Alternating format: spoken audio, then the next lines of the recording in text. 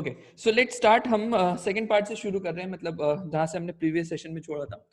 Caveat emptor हमने शुरू किया था। केविएट एम्प्टर का सिंपल मतलब होता है let the buyer be aware. मैंने आपको बताया था प्रैक्टिकली आजकल ये नहीं चलता है, आजकल कस्टमर गॉड होता है और कट थ्रोट कंपटीशन चलता है, और ये थोड़ा सा आउटडेटेड हो चुका है let the buyer be aware.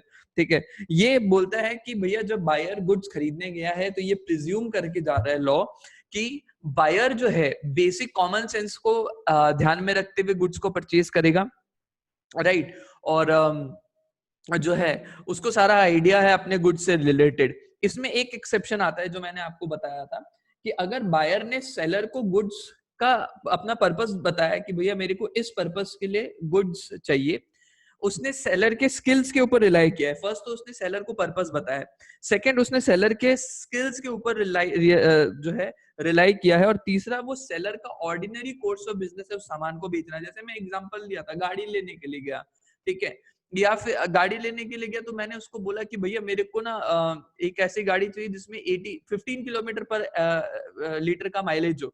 तो मैंने उसको पर्पस बताया कि मुझे यार क्योंकि टैक्सी के लिए चाहिए तो मुझे माइलेज अच्छा वाला गाड़ी चाहिए। मैंने उसके स्किल के रियलाइज किया, और उसका ऑर्डिनरी कोर्स में तो था उसका बिजनेस था गाड़ी को बेचना। तो उस चीज को ध्यान में रखते हुए मैंने उसके बोलने पर ये गाड़ी जो है से वैगनआर गाड़ी उसने सजेस्ट किया, तो मैंने वैगनआर परचेज कर लिया।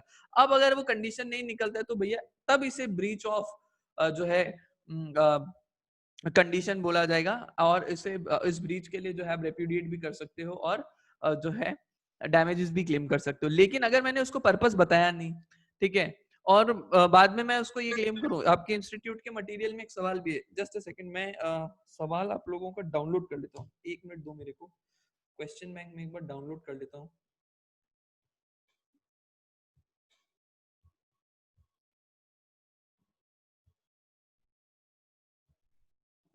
ठीक है, सेल ऑफ गुड्स एक्ट ना। तो हम साथ में आज ना क्वेश्चन बैंक भी टेकअप कर लेते हैं, ठीक है, सो दैट कुछ कुछ क्वेश्चंस भी हम साथ साथ में लेते जाएंगे, क्योंकि इजी इजी है, इसमें ज्यादा कुछ है भी नहीं। तो इसमें मैं आपको एक एग्जांपल दिखा रहा था।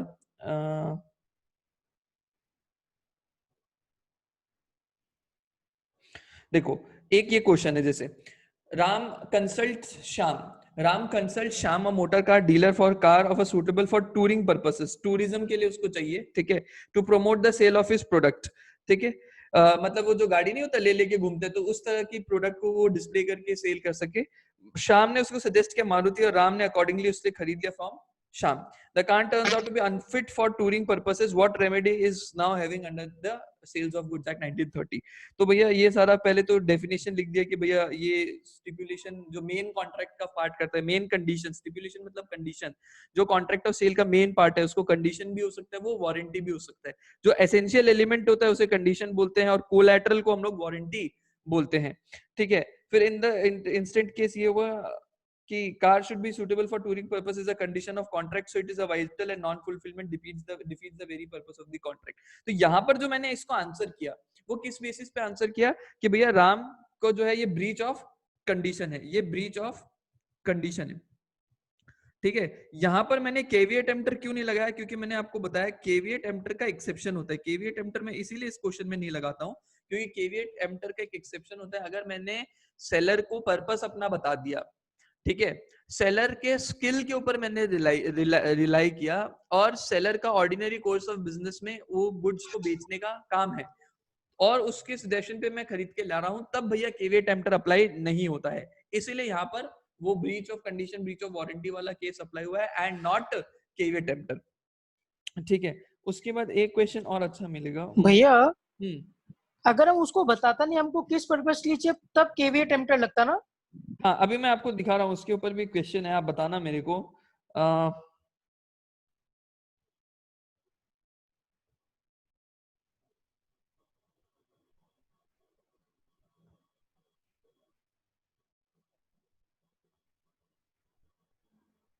कहाँ गया? हाँ, ये देखो, ये क्वेश्चन है। Mister Amit was shopping in a self service supermarket. मतलब वो डेली मार्ट टाइप का नहीं होता है, डिस्प्ले में सामान होता है, उठाओ बिल कराओ और ले जाओ, ठीक है। He picked up a bottle of cold drink from a shelf. while he was examining the bottle it exploded in his hand. अरे ये दूसरा क्वेश्चन है, नहीं नहीं ये दूसरा क्वेश्चन है, ओहो ये है for the purpose of making uniform for employees, ठीक है वो कंपनीज बड़ी कंपनी है, कोई एम्प्लॉइज के लिए यूनिफॉर्म बनाना चाहती थी. Mister Yadav bought dark blue coloured cloth from mister Vivek but did not disclose to seller the purpose of the said purchase. मतलब वो गया उसको खाली क्लॉथ मांगा, उसका पर्पस था उसको यूनिफॉर्म बनाना था. When uniforms were prepared and used by the employees the cloth was found unfit, ठीक है. However there was evidence that the cloth was fit for cap boot and carriage lining. मतलब उस cloth को जो mister Yadav ने खरीदा था उससे कैप्स बन सकते हैं, बूट्स बन सकते हैं, कैरियज लाइनिंग बन सकता है, बट उसने खरीदा था एम्प्लॉइज के लिए यूनिफॉर्म बनाने के लिए. But he did not disclose the seller the purpose of the said purchase. तो भैया यहाँ बताओ क्या लगेगा, यहाँ पर ब्रीच ऑफ कंडीशन वारंटी लगेगा कि केवीए टेम्पटर लगेगा? यहाँ केवीए टेम्पटर लगेगा, केवीए टेम्पटर लगेगा ना भैया, केवीए टेम्पटर लगेगा, या फिर ब्रीच ऑफ कंडीशन वारंटी वाली सिचुएशन की बात आएंगी. फटाफट सब लोग आंसर दो, एक ने आंसर दिया, केवीए टेम्पटर, हाँ बिल्कुल बिल्कुल आपने आंसर दिया, बाकियों का इंतजार. केवीए टेम्पटर, ठीक है तो ये नहीं लगेगा, यहाँ केवीए टेम्पटर वाला सिचुएशन आ जाएगा. तो यहाँ पर यही चीज है कि पहले केवीए टेम्पटर वाली चीज के लिए बताया कि केवीए टेम्पटर मतलब पहले तो समझाया कि भैया केवीए टेम्पटर क्या होता है. केवीए टेम्पटर मतलब कि जब भी बायर परचेज करने जा रहा है, बायर अपना स्किल और अपना जजमेंट से लेता है और उसको ये माना जाता है कि बायर अपना जो है खुद एलिजिबल है परचेज करने के लिए और बायर अपना नॉलेज से परचेज किया है और इसके लिए सेलर लायबल नहीं है. लेकिन अगर बायर ने रिलाई किया है सेलर स्किल जजमेंट पे और वो उसके ऑर्डिनरी कोर्स में डील करता है, मैंने 3 कंडीशन आपको बताया था. पहला उसने पर्पस बता दिया है कि मैं क्यों गुड्स को खरीद रहा हूँ, दूसरा उसने सेलर के स्किल जजमेंट पे रिलाई किया और तीसरा उसका यूजुअल कोर्स ऑफ बिजनेस में डील करने का है. तब भैया केवीए टेम्पटर नहीं अप्लाई होगा, तब वो ब्रीच ऑफ कंडीशन वारंटी में चला जाएगा अगर गुड्स उस कंडीशंस को कंप्लाई नहीं करता. तो 2 ऐसा सिमिलर टाइप का क्वेश्चन आपको देखने को अभी मिला, ठीक है. तो ये केवीए टेम्पटर वाला एक एग्जांपल हो गया. अब exceptions to the rule of caveat emptor, अगर मैंने उसको पर्पस बता दिया, जो फर्स्ट एक्सेप्शन अभी हमने किया, मैंने उसको पर्पस बता दिया जाकर के, उसके स्किल के ऊपर रिलाई किया और जो है उसका ऑर्डिनरी कोर्स ऑफ बिजनेस में वो बेचने वाला सामान में वो डील करता है, तो इस केस में भैया क्या होगा, जो है एक्सेप्शन टू केवीए टेम्पटर लगेगा. फिर तो भैया केवीए टेम्पटर काम नहीं करेगा. इसमें ये बहुत इंपॉर्टेंट केस है, प्रीस्ट वर्सेस लास्ट. एक व्यक्ति केमिस्ट शॉप में गया, उसने बोला कि मुझे एक हॉट वाटर बॉटल स्टोर करने के लिए एक बॉटल दीजिए. तो केमिस्ट ने उसको एक बॉटल दिया. जैसे ही उसकी वाइफ ने उस हॉट बॉटल के अंदर हॉट वाटर डाला, वो बॉटल बर्स्ट हो गया और उसके वाइफ को इंजरी कॉज हुई. तो भैया क्या ये जो व्यक्ति है प्रीस्ट, वो क्या केस करके डैमेजेस ले सकता है फ्रॉम दी सेलर? बिल्कुल हाँ भैया, क्योंकि केवीए टेम्पटर हाँ भैया लगेगा.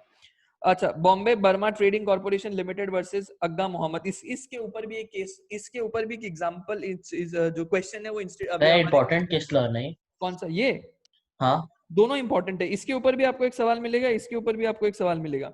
ओके भैया, मैं दिखाऊंगा. देखो Bombay Burma trading corporation versus Agga Mohammed वाला केस में कि मैं टिम्बर खरीद के गया और मैंने साफ साफ उस व्यक्ति को बता दिया कि भैया जो टिम्बर मेरे को चाहिए वो रेलवे का डिपार्टमेंट का स्लीपर क्लास बनाने को. उस समय में काठ का बनता था स्लीपर, जो स्लीपर क्लास होता था. आई डोंट नो आप लोगों ने एक्सपीरियंस किया क्या कभी स्लीपर क्लास में जाने का? जो अब तो थोड़ा सा काफी मॉडिफाई कर दिया, फोम वोम का बना के करते हैं, पहले उस टाइम पे वो काठ का प्रॉपर बनता था.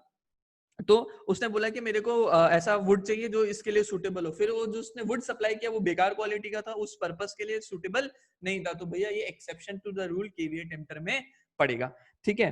तो अब मैं आपको इससे रिलेटेड एक क्वेश्चन दिखाता हूं जो अपने क्वेश्चन बैंक में है, इंस्टीट्यूट ने दे रखा है. ये देखो, मिलता जुलता क्वेश्चन है, मतलब मैं ये नहीं बोलूंगा एग्जैक्ट सिमिलर क्वेश्चन है, बट मिलता जुलता है. Messrs Woodworth and Associates, a firm dealing with the wholesale and retail buying and selling of various kinds of wooden logs, customized as per the requirement of the customers. They dealt with rosewood, mango wood, teak wood, अलग अलग type का would वो बेचता था अपने store में. Mister दास जो है, customer came to the shop and asked for wooden logs measuring 4 inch broad and 8 feet long. तो वो मेजरमेंट दिया required by the carpenter, ठीक है.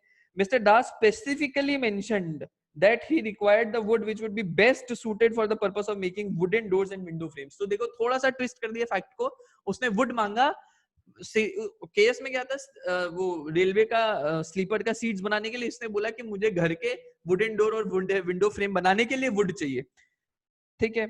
Shop owner agreed and arrange the wooden pieces cut into as पर the buyer's requirement, जो size का उसने बोला था उस साइज का उसने अरेंज करके कट वट करके रेडी करवा दिया।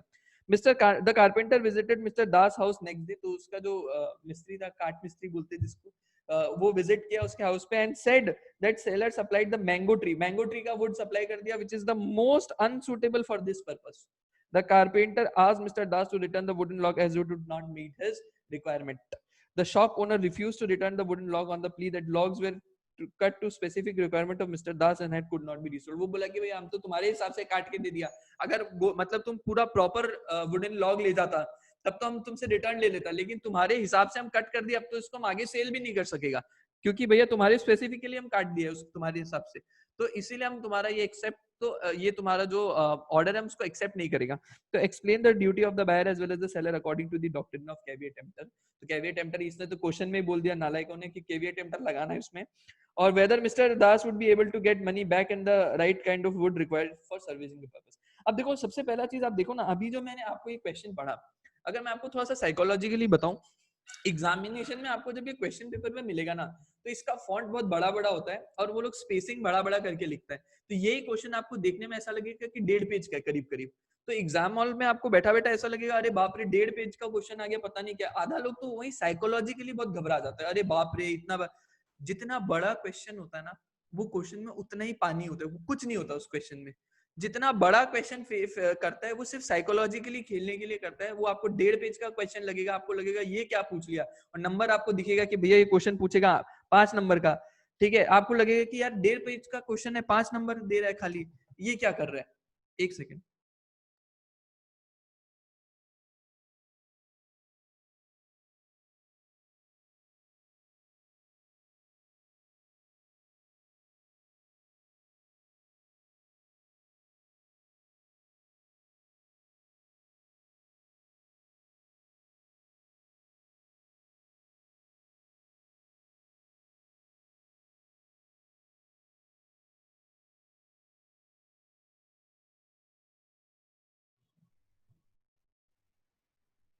हाँ ठीक है, तो मैं क्या बोला था, हाँ एग्जाम में साइकोलॉजिकली वो थोड़ा सा आपके माइंड पे इम्पैक्ट कर सकता है कि ये क्या आ गया, बट डरना नहीं है, उसको आराम से कूल माइंडेडली रीड करना है, एक बार रीड करने से ही आपने आधा चीज उसमें क्लियर हो जाएगा, वो कुछ नहीं होता क्वेश्चन में, ठीक है। तो इसमें अगेन आपको पता चल गया कि केवीआर टेम्पटर के बारे में कुछ कुछ थ्योरी फेंकना है पहले, तो केवीआर टेम्पटर का क्या है और इसके बारे में एक्सेप्शंस के बारे में लिखना है, ठीक है। और एक्सेप्शन के बारे में लिखने के बाद आपको ये लिखना है कि भैया क्वालिटी फिटनेस वाला जो अभी हमने डिस्कस किया वो एक्सेप्शन के बारे में लिखना है, और फिर ये लिखना है कि mister Das has specifically mentioned that he required the wood which is best suited for the purpose of making wooden doors, but the seller supplied mango tree which is most unsuitable for this purpose. Mr. Das is entitled to get the money back, ठीक है, or the right kind of wood as required for serving his purpose. It is the duty of the seller to supply goods as is reasonably fit for the purpose of buyer. अब चाहो तो इसके अंदर ही आप judicial pronouncement डाल के, या judicial pronouncement भारी लगता है तो डिसाइडेड केस लॉ डाल के, ये वाला जो केस लॉ हमने पढ़ा था अभी वो भी ले सकता है, अभी जो हमने डिसाइडेड केस लॉज में पढ़ा था ना ये वाला केस लॉ का एग्जांपल भी डाल सकता है, Bombay Burma trading corporation versus Aga Mohammad का, कि a similar case was made in this case जहां पर वुड को परचेज किया गया था for purpose of making railway sleepers, जब ये फाइंड हुआ कि वो उसका प्रॉपरली नहीं था तो the court had decided the contract could be avoided, मतलब रेस्टिट्यूशन हो जाएगा, वॉइड कॉन्ट्रैक्ट को डिक्लेयर कर दिया जाएगा, ठीक है। फिर उसके बाद आ जाओ नेक्स्ट कॉन्सेप्ट है, अच्छा पहले ये बता दो ये ठीक है, ये कॉन्सेप्ट क्लियर हो गया, ये इंपॉर्टेंट है भैया। हाँ भैया, हाँ भैया क्लियर है, ये सभी लोग बताओ ना, सब आलसी कर रहे हैं नालायकों। क्लियर है भैया। हाँ ठीक है हाँ भैया। हाँ चलो अभी भी 4-5 लोग, मतलब सीमा कोई चरम सीमा नहीं है नालायक की, ठीक है। Goods purchase under a patent name और अ ब्रांड नेम, अगर मैंने अब कोई गुड्स, कई गुड्स होता है अपने ब्रांड के नेम पे, जैसे फॉर एग्जांपल डाइजीन, आप अगर डाइजीन का एड देखोगे तो वो क्लियरली बताते हैं कि पेट में अगर आपको प्रॉब्लम है, इनडाइजेशन हो रहा है तो डाइजीन ले लो, आपका जो है क्लियर हो जाएगा, मतलब जो डाइजेशन का प्रॉब्लम है वो क्लियर हो जाएगा। लाइकवाइज इनो ले लो, आपको एसिडिटी की प्रॉब्लम है तो इनो ले लो, इनो इस तरह से अपने आप को मार्केट करता है। तो भैया ऐसा गुड्स आपने जब परचेज किया है अंडर दिस पेटेंट नेम और अ ब्रांड नेम, जो ब्रांड अपना पर्पस खुद ही बताते हैं कि भैया मेरा गुड इस पर्पस के लिए है, तब आपने किसी को पर्पस नहीं बताना पड़ता है, तब बायर बी अवेयर वाला कंसेप्ट भी नहीं होता है। वो लेने के बाद अगर आपका पर्पस सॉल्व नहीं हो, या मान लो मैंने डाइजेशन की वो डाइजीन ले लिया डाइजेशन के लिए, वो मेरा डाइजेशन तो बढ़ाया नहीं, मान लो मेरा और कुछ प्रॉब्लम क्रिएट कर दिया, ठीक है, मान लो मेरे को कोई स्किन प्रॉब्लम हो गया, एलर्जी, स्किन एलर्जी हो गया, तो I can go and claim against that pharma company की भैया तुमने जो क्लेम जो बताया था वो सही नहीं था, एंड बायर बी अवेयर वाला कंसेप्ट इस पे नहीं लगेगा।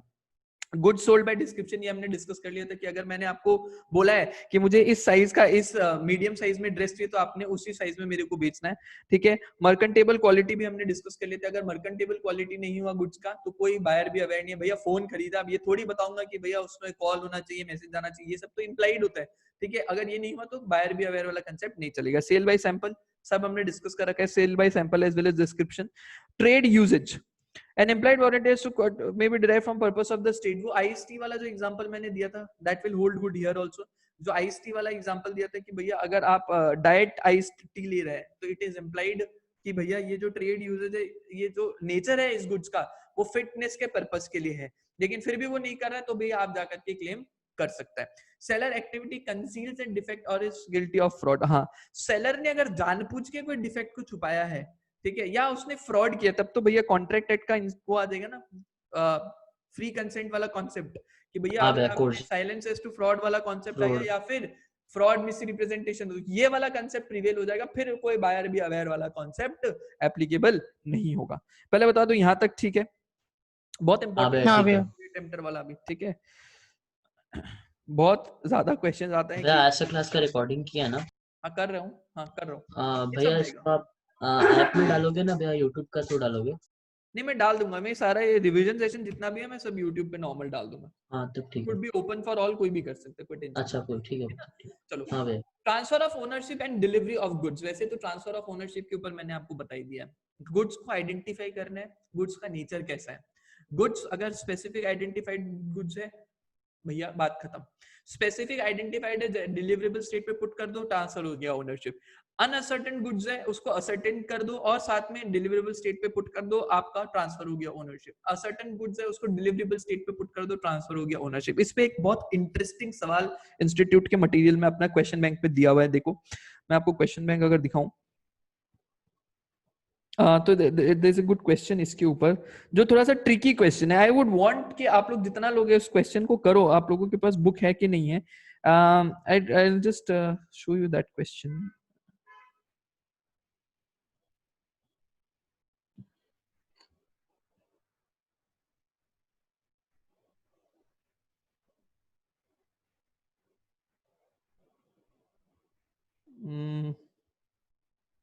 हाँ ये अच्छा क्वेश्चन है, this question is a very good question and I would request कि आप लोग 5-7 मिनट लगेगा अभी कंप्लीट कर लो इस क्वेश्चन को।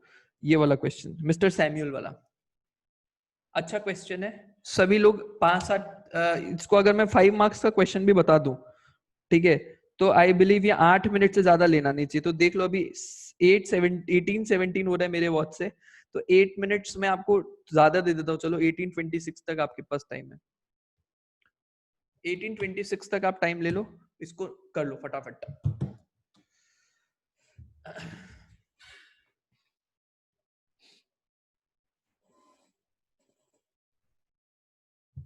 होमवर्क के चक्कर में मतलब अभी फटाफट इसको कंप्लीट कर लो, अच्छा क्वेश्चन है ये।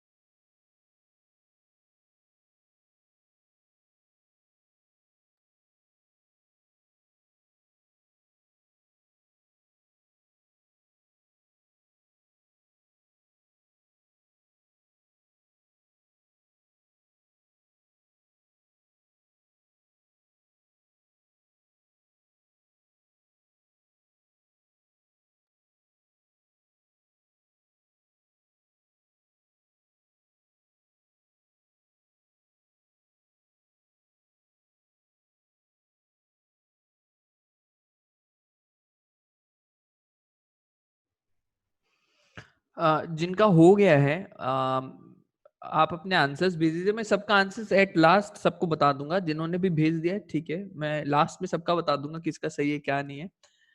जिन्होंने लिख लिया है अगर आप अपना आंसर भी बता सके फाइनली।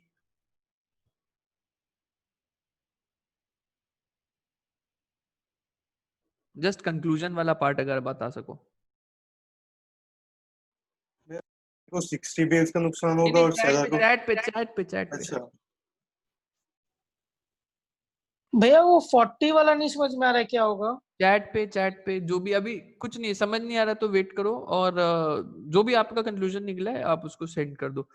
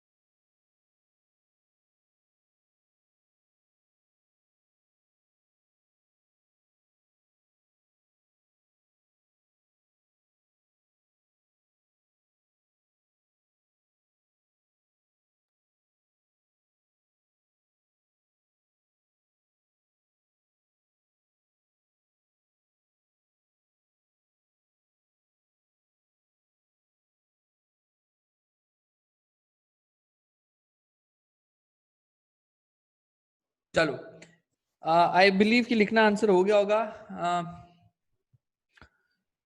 ओके तो कुणाल आपका आंसर बिल्कुल सही है, यश आपका आंसर भी सही है, यश, मयंक,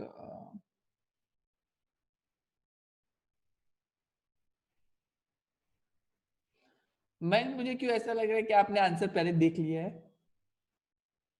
सलोनी बिल्कुल बिल्कुल सही है। मयंक अगर आपने नहीं देखा है तो वेरी वेरी गुड, बहुत सही है आपका आंसर।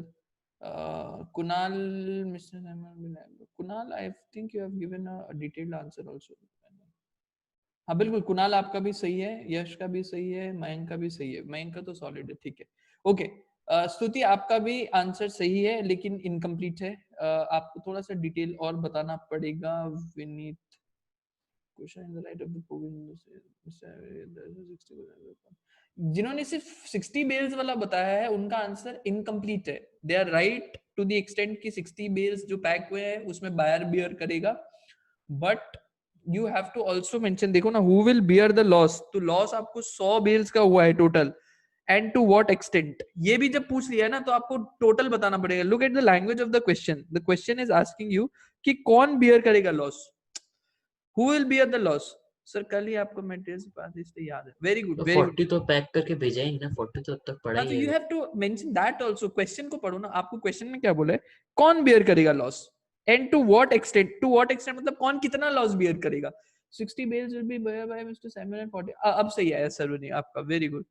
अब स्तुति, हाँ अब स्तुति का भी सही आंसर है, वेरी गुड। चलो अब लेट्स डिस्कस द कंसेप्ट की क्या है। भैया कंसेप्ट में तो कुछ है नहीं, अगर इसको लिखना है मेरे को तो इंस्टीट्यूट का आंसर जो भी है मुझे नहीं पता, बट मैं इसको बड़ा सिंपली और इजी तरीके से अगर मैं आपको बताऊं तो इसको मैं ऐसे लिखूंगा, लीगल प्रोविजन जो भी लिखूंगा, ठीक है, उसमें सबसे पहले तो as per the sale of goods act, ठीक है, as per the sales of goods act the property in goods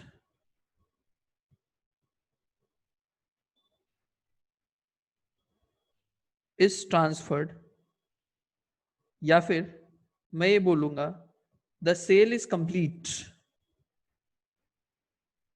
when the risk and reward related to the goods gets transferred, ठीक है। now in case of uncertain goods, uncertain goods के बारे में लिख दूंगा, थोड़ा सा और अच्छे से असर्टेन गुड्स के बारे में भी लिख दूंगा,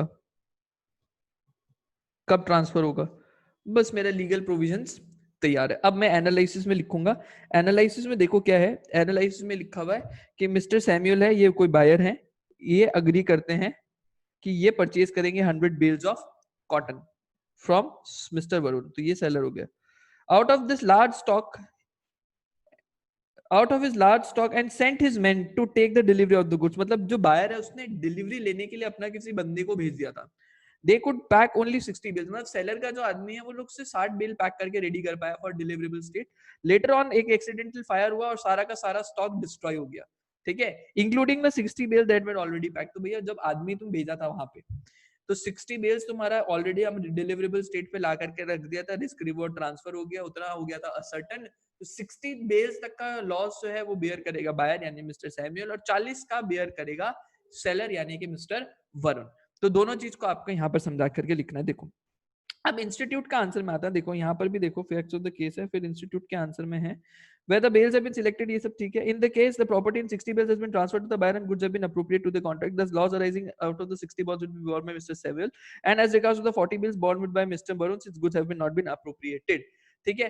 अब इंस्टीट्यूट ने एक अजम्पशन और लिया, इंस्टीट्यूट क्या बोले सुनो, इंस्टीट्यूट बोला है कि यहाँ पर दो सिचुएशंस हो सकता है। सी इंस्टीट्यूट के आंसर में क्या लिखा हुआ है, देखो यहाँ पर दो सिचुएशन हो सकता है, ये है सेलर, ये है बायर, ठीक है, ये है सेलर, ये है बायर। अब बायर का सपोज रिप्रेजेंटेटिव, मैं ये नहीं बोलता हूँ ये बायर है, ये बायर का रिप्रेजेंटेटिव है जो गुड्स कलेक्ट करने के लिए आया, ठीक है।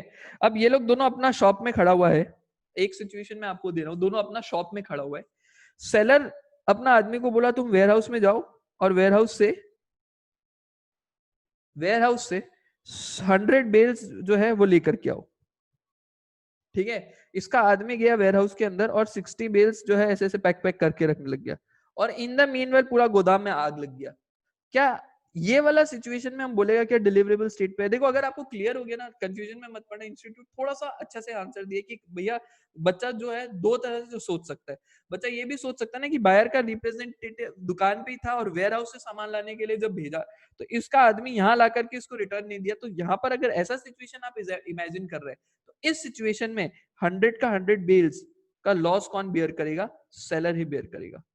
सिचुएशन भैया एक बार वापस बोलेंगे आप? मैं ये बोल रहा हूँ कि यहाँ पर इंस्टीट्यूट बोलता है, एक तो हमने जो अभी सिचुएशन डिस्कस किया, इंस्टीट्यूट बोलता है ये तो बिल्कुल सही है ही है, कोई दिक्कत वाली बात नहीं। इंस्टीट्यूट एक और सिचुएशन अज्यूम कर रहा है, इंस्टीट्यूट ये बोलता है कि भैया मान लो सेलर और बायर के बीच पे उनके शॉप में सेल हुआ, ठीक है, बायर का रिप्रेजेंटेटिव है, शॉप के अंदर सेल हुआ, सेलर अपना आदमी को बुलाया और बोला कि तुम जाओ वेयर हाउस से 100 बेल कॉटन का लेके आओ और तुम यहाँ दुकान पे लेके आओ और हम इसको हैंड ओवर कर देगा, ठीक है। ये आदमी लोग गया दुकान उसमें करने, ये लोग छांट ही रहा था, 60 बेल छांट लिया और छांटने के बाद 60 बेल सॉर्ट करने के बाद उस पूरा वेयरहाउस में आग लग गया, उस पूरा वेयरहाउस में आग लग गया। तो यहाँ पर ये लोग क्या बोला है, यहाँ पर ये बोला है कि इस सिचुएशन में गुड्स डिलीवरेबल स्टेट में तो तब आता ना जब ये इसको पूरा का पूरा हैंड ओवर कर देता। तो यहाँ पर हम लोगों का एक भी गुड्स डिलीवरेबल स्टेट पे नहीं पुट किया है, ठीक है। हमने जो सिचुएशन इमेजिन किया वो क्या है, सिचुएशन इमेजिन किया कि ये सेलर का आदमी है, ये बायर का आदमी है, ये सेलर का रिप्रेजेंटेटिव है, ये बायर का रिप्रेजेंटेटिव है, दोनों वेयरहाउस में सिलेक्ट कर रहे हैं और इसने 60 बेल ऑलरेडी इसको हैंडओवर कर दिया है। ये हमारा सिचुएशन था। तो इंस्टीट्यूट बोलता है अगर ये सिचुएशन हम मान के चल रहे हैं तो भैया आपका 60 बेल्स का बायर बियर करेगा और 40 का सेलर बियर करेगा, ठीक है। लेकिन ये वाला सिचुएशन मान के चल रहा है तो इसमें 100 का 100 कौन बेयर करेगा, इसमें 100 का 100 जो वो है वो सेलर ही बेयर करेगा, क्योंकि अभी तक डिलीवरेबल स्टेट में ट्रांसफर नहीं हुआ। आई वांट कि सभी लोग इसमें रिप्लाई करें, उनको समझ में आया कि नहीं आया। हाँ भैया। आई वांट कि सभी लोग इसमें हाँ हाँ उसमें भैया। है। हाँ भैया। चलो ठीक है, चलो ग्रेट, ठीक है। तो ये क्वेश्चन था इसमें। तो प्रॉपर्टी हमने बात कर लिया कि कब पास होता है, transfers as an as buyers intend to pass to deliverable state पे when the contract is made and it is immaterial whether the time is this, ठीक है। इलस्ट्रेशन हमने डिस्कस कर दिया। Specific goods to be put in a deliverable state, ठीक है, ये सारा हमने डिस्कस कर ही लिया है यहाँ पर, ठीक है। अनअसर्टेन गुड्स और फ्यूचर गुड्स का ट्रांसफर कब होता है, ठीक है। एक ही डीम्ड अप्रोप्रिएशन का कंसेप्ट बहुत इंपॉर्टेंट है भैया। हमारा अनअसर्टेन गुड्स, सर दोनों में से कोई भी सिचुएशन लिख सकता है, दोनों में से कोई भी सिचुएशन लिखेगा फुल नंबर मिलेगा, पूरा का पूरा मार्क्स मिलेगा। मैंने आपको बताया कि इंस्टीट्यूट आपका कई बार ऐसा होता है मल्टीपल आंसर्स लिख करके भेजता है, मतलब आपके सिचुएशन दिमाग में दो चल रहे होते हैं, इंस्टीट्यूट अपने एग्जामिनर को इंस्ट्रक्शन देता है कि भैया दोनों में से बच्चा जो भी सोच रहा है उसको फुल मार्क्स मिलने चाहिए। मेन उनका ये होता है कि भैया कंसेप्चुअल क्लैरिटी होना चाहिए। कोई बात नहीं, सिचुएशन वो थोड़ा बहुत अपने हिसाब से भी करके चल जाएगा, ठीक है। डीम्ड अप्रोप्रिएशन का मतलब सुनो, हमने क्या बोला, अनअसर्टेन गुड्स में दो इंपॉर्टेंट क्राइटेरिया होता है। अनअसर्टेन गुड्स में दो चीजें होती हैं, एक होता है आप इसमें अप्रोप्रिएशन कर दो, प्लस डिलीवरेबल स्टेट में लेकर के आ जाओ, ठीक है ना, डिलीवरेबल स्टेट में लेकर के आ जाओ। तो कुछ केस में ना लॉ मान लेते हैं कि अप्रोप्रिएशन हो चुका है, अगर आपने डिलीवर कर दिया गुड्स को बायर को तो भैया मानना क्या है, डीम क्या करना है, तो अप्रोप्रिएशन हो ही है। अगर आपने गुड्स को डिलीवर कर दिया टू अ कैरियर, मैंने आपको बताया था कि कोई गुड्स आपने कोई कुरियर एजेंसी को डिलीवर कर दिया है और उसने एक्नॉलेज कर लिया है कि भैया मेरे पास आपके गुड्स हैं, तो ये कंस्ट्रक्टिव डिलीवरी एक तरह से हो जाता है, कंस्ट्रक्टिव डिलीवरी हो गया। या आपने किसी बेली को दे दिया, मतलब मैंने आपको गुड्स भेजा 10 किलो चावल भेजा, आप नहीं थे घर पे, बाजू वाले पड़ोसी निकल करके आया, आपने बोला कि भाई मेरे पड़ोसी को दे दो मेरा चावल का जो पैकेट है, मैंने आपके पड़ोसी को दे दिया, तो यहाँ भी लॉ मान लेते कि भैया ये डीम्ड अप्रोप्रिएशन का केस है, ठीक है।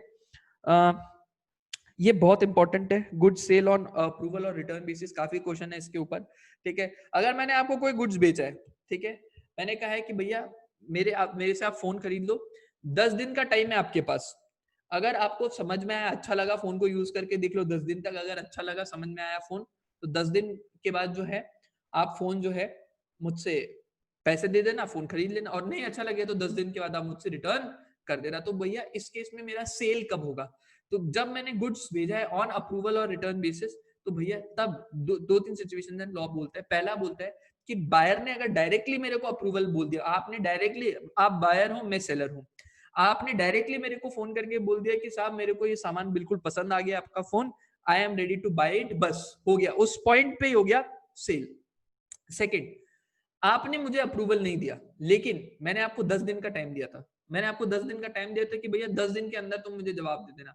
जैसे ही 10 दिन एक्सपायर हो गया ना, 10 दिन एक्सपायर हो गया, मान लिया जाएगा कि गुड्स आपको सेल हो चुका है, ठीक है। सब अगर 10 दिन का टाइम नहीं बताता, अगर मान लो 10 डेज का टाइम मैं आपको नहीं बताता, मैं आपको सिर्फ भेजता कि भैया ऑन सेल और रिटर्न है, तो लॉ बोलते हैं रीजनेबल टाइम। अब रीजनेबल टाइम क्या है, फैक्ट्स ऑफ द केस पे डिपेंड करता है। रीजनेबल टाइम क्या होगा, फैक्ट्स ऑफ द केस पे डिपेंड करता है। अगर कोई स्पेसिफिक टाइम स्पेसिफाइड नहीं है तो रीजनेबल टाइम के अंदर बायर तुम्हें इंटीमेट करना पड़ेगा, और रीजनेबल टाइम तक इंटीमेट नहीं किया तो मान लिया जाएगा कि सेल हो गया, ठीक है। तीसरा, बायर तुमने कोई ऐसा कारनामा कर दिया है जिससे ये इंप्रेशन पड़ता है, it is equivalent to accepting the goods, मेरे से आपने खरीदा ऑन सेल और रिटर्न बेसिस, ठीक है। आपने फर्दर उस गुड्स को आगे ले जाकर के प्लेज कर दिया, किसी के पास गिरवी रख के लोन ले लिया, तो भैया ये तो इक्विवेलेंट, आप भाई अपने गुड्स के ऊपर ही तो लोन लोगे, गिरवी चढ़ाओगे, ब्याज पे दोगे, प्लेज करोगे, मेरे पड़ोसी के गुड्स को थोड़ी प्लेज करोगे, तो भैया ये एक्ट इक्विवेलेंट टू एक्सेप्टेंस होता है, तो यहाँ पर मान लिया जाएगा कि आपने मेरे से गुड्स को खरीद लिया है। दूसरा, प्लेज नहीं किया है तो आपने फर्दर इसको किसी को सेल कर दिया है। मैं मैन्युफैक्चरर हूं, आप डिस्ट्रीब्यूटर हो, आपने आगे किसी होलसेलर को सेल कर दिया है मुझसे गुड्स परचेज करके। सपोज मेरा गुड्स था ऑन सेंट और अप्रूवल बेसिस, आपने आगे सेल कर दिया है, मतलब मुझे इंटीमेट नहीं किया है कि I am accepting the goods, intimate किए बिना आपने फर्दर आगे सेल कर दिया, इट इज इम्प्लाइज कि आपने गुड्स को एक्सेप्ट कर लिया है, हमारे बीच भी सेल मान लिया जाएगा। इंपॉर्टेंट कंसेप्ट है, पहले ये बताओ कि ये हुआ कि नहीं। गुड्स सेंट ऑन अप्रूवल और रिटर्न बेसिस। हो गया भैया। काफी क्वेश्चन है इसके ऊपर, ठीक है। उसके बाद चलो, हाँ ओके ग्रेट, चलो उसके बाद next, reservation of right of disposal. Reservation of right of disposal, ये भी इंपॉर्टेंट कंसेप्ट है। कई बार सेलर जब गुड्स बायर को भेजता है या बेचता है तो वो इमीडिएट डिलीवरी ट्रांसफर नहीं। भैया अगर मैंने आपको गुड्स बेचा, आपको मैंने सपोज 100 बेल कॉटन के भेजे, बोरे में रख करके आपके वहां पर मैंने कुरियर करवा दिया, तो इमीडिएटली जैसे मैं कुरियर वाले को दे देता हूँ, आपके पास पहुंचा, मैंने मान लिया कि आपका डिलीवरी हो गया। लेकिन कई केस में एज अ सेलर, मैं सेलर हूं, मेरे पास राइट होता है कि मैं राइट रख सकता हूँ टू रिजर्व द डिस्पोजल, मतलब मैं डिलीवरी के राइट्स आप पे रिजर्व कर सकता हूँ। फॉर एग्जाम्पल, मैंने आपको गुड्स भेजा है थ्रू से कुरियर ट्रांसपोर्ट के साथ, और मैंने आपको साथ ही साथ बिल ऑफ एक्सचेंज भी भेज दिया है। बिल ऑफ एक्सचेंज है, प्रोमिसरी नोट है, ऐसा कुछ नेगोशिएबल इंस्ट्रूमेंट टाइप का भेज दिया है, और मेरा ये शर्त है, सपोज नेगोशिएबल नहीं, मैं आपको कहता हूँ बिल ऑफ एक्सचेंज भेज दिया, और बिल ऑफ एक्सचेंज भेज के बाद मैंने आपको एक कंडीशन रखा है कि भैया तुम डिलीवरी तभी लोगे जब तुम बिल ऑफ एक्सचेंज को एक्सेप्ट कर दे। तो एक्सेप्टर होता है ना बिल ऑफ एक्सचेंज का, तो आप जब मेरे बिल ऑफ एक्सचेंज को एक्सेप्ट करोगे तभी आपको डिलीवरी मिलेगा। इन दैट केस जब तक आप बिल को एक्सेप्ट नहीं कर देते आपको डिलीवरी नहीं मिलेगा। इसे मैं कहता हूं कि मैंने अपने राइट ऑफ डिस्पोजल, मैंने बेचने का राइट को रिजर्व करके रखा है based on some condition. Condition क्या है? मेरा बिल ऑफ एक्सचेंज जो मैंने आपको भेजा है वो साथ में आप एक्सेप्टेंस करके दो मेरे को, पहली चीज। दूसरा, मैं अगर अपने एजेंट को, सपोज मैंने कुरियर के थ्रू भिजवाया और मैंने कुरियर वाले को ये बोल दिया कि भैया जब तक मेरे से तुमको ऑर्डर नहीं मिले, मेरे से तुमको ऑर्डर नहीं मिले या मेरे से तुमको इंटीमेशन नहीं मिले, तब तक तुम बायर को गुड्स देना मत। ये मैंने इंस्ट्रक्शन दे के भेजा, और मैंने आपको ये बोला कि भैया जैसे ही आप मुझे पूरा पेमेंट कर दोगे वैसे का वैसे ही मैं अपना जो कुरियर वाला है उसको इंस्ट्रक्शन दे दूंगा आपको गुड्स डिलीवर करने के लिए। तो भैया यहाँ पर तब तक सेल नहीं मानी जाएगी जब तक उसको मैंने इंस्ट्रक्शन, यानी मेरे जो ट्रांसपोर्ट कुरियर वाला है उसको जब तक मैंने इंस्ट्रक्शन नहीं दिया आपको डिलीवर करने का, तब तक सेल नहीं माना जाएगा। बताओ यहाँ तक ठीक है क्या? सभी लोग बताओ थोड़ा सा फटाफट। हाँ भैया ठीक है। हाँ भैया। भैया इतना क्लियर नहीं हाँ हुआ ये भैया। डिस्पोजल। भैया देखो नॉर्मली क्या होता है, मैंने आपको गुड्स भिजवा दिया है, ठीक है, आपके पास गुड्स पहुंच गया है, आप जो है गुड्स को कलेक्ट कर लेते हो, ओनरशिप ट्रांसफर हो गया जब मैंने डिलीवरेबल स्टेट पे रखा था। यहाँ पर दो केसेस स्पेशल है। पहला, मैंने आपको गुड्स भिजवाए हैं थ्रू ट्रांसपोर्ट एजेंसी, और साथ ही साथ एक बिल ऑफ एक्सचेंज। दोस्त बिल ऑफ एक्सचेंज तो क्लियर होगा क्या होता है? यश फटाफट बताएंगे। मालूम ही होगा। यश कहाँ गायब हो गया?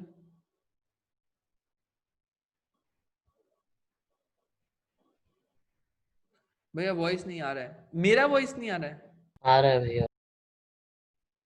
अरे यार चलो ठीक है। यश एक बार हम इसको वापस रिकैप कर लेते हैं, थोड़ा बाद में रिकैप कर लेंगे। इन द मीनवाइल हम थोड़ा सा आगे चलते हैं, आप चेक कर लो एक बार, हो सकता है आप री लॉग इन कर लो एक बार, हम इसको थोड़ा बाद में टेकअप कर लेते हैं, ठीक है। उसके बाद risk prima facie passes with the property. भैया ऊपर ऊपर से, प्राइमा फेसी का मतलब क्या होता है? ऊपर ऊपर से देख के आप ये बता सकते हैं कि जैसे ही मैंने आपको गुड्स को डिलीवर कर दिया ना, आपका सारा रिस्क और रिवॉर्ड ट्रांसफर हो गया। ये तो बात बोल बोल के थक ही गया मैं। गुड्स आपको डिलीवरेबल स्टेट पे ले आया, आपको डिलीवर कर दिया, वैसे ही का वैसे ही सारा रिस्क पास हो गया। रिस्क एंड रिवॉर्ड तब का ट्रांसफर हो जाता है जब मैंने आपको ओनरशिप ट्रांसफर कर दिया, और ओनरशिप का ट्रांसफर का सारा क्राइटेरिया हमने डिस्कस किया। दो केसेस ऐसे स्पेशल है। पहला, अगर सेलर ने डिले किया है, डिफॉल्ट किया है डिले में, मैंने को गुड्स डिलीवर करना था और मैंने जानबूझ के डिलीवरी में देरी की है, तो इस केस में इवन दो जो है, इस केस में ऑफ कोर्स जो रिस्क होगा वो मेरा ही होगा, बीइंग दी सेलर। अगर मैं आपको डिलीवरी देने में डिले कर रहा हूं तो रिस्क हमेशा मेरा ही रहेगा। दूसरा, मैं आपको बताया था कॉन्ट्रैक्ट ऑफ बेलमेंट में, एक सेल्फ नोट भी लिखवाया था। कॉन्ट्रैक्ट ऑफ बेलमेंट में जब आप पढ़ेंगे इसके इंटरमीडिएट के अंदर, तो कॉन्ट्रैक्ट ऑफ बेलमेंट में there is a special condition that is there कि बेली जो होता है यानी जो गुड्स को लेता है, ठीक है, उसका ड्यूटी होता है to take the reasonable care of goods. For example अगर मैं सेलर हूं आप बायर हैं, मैं सेलर हूं आप बायर हैं,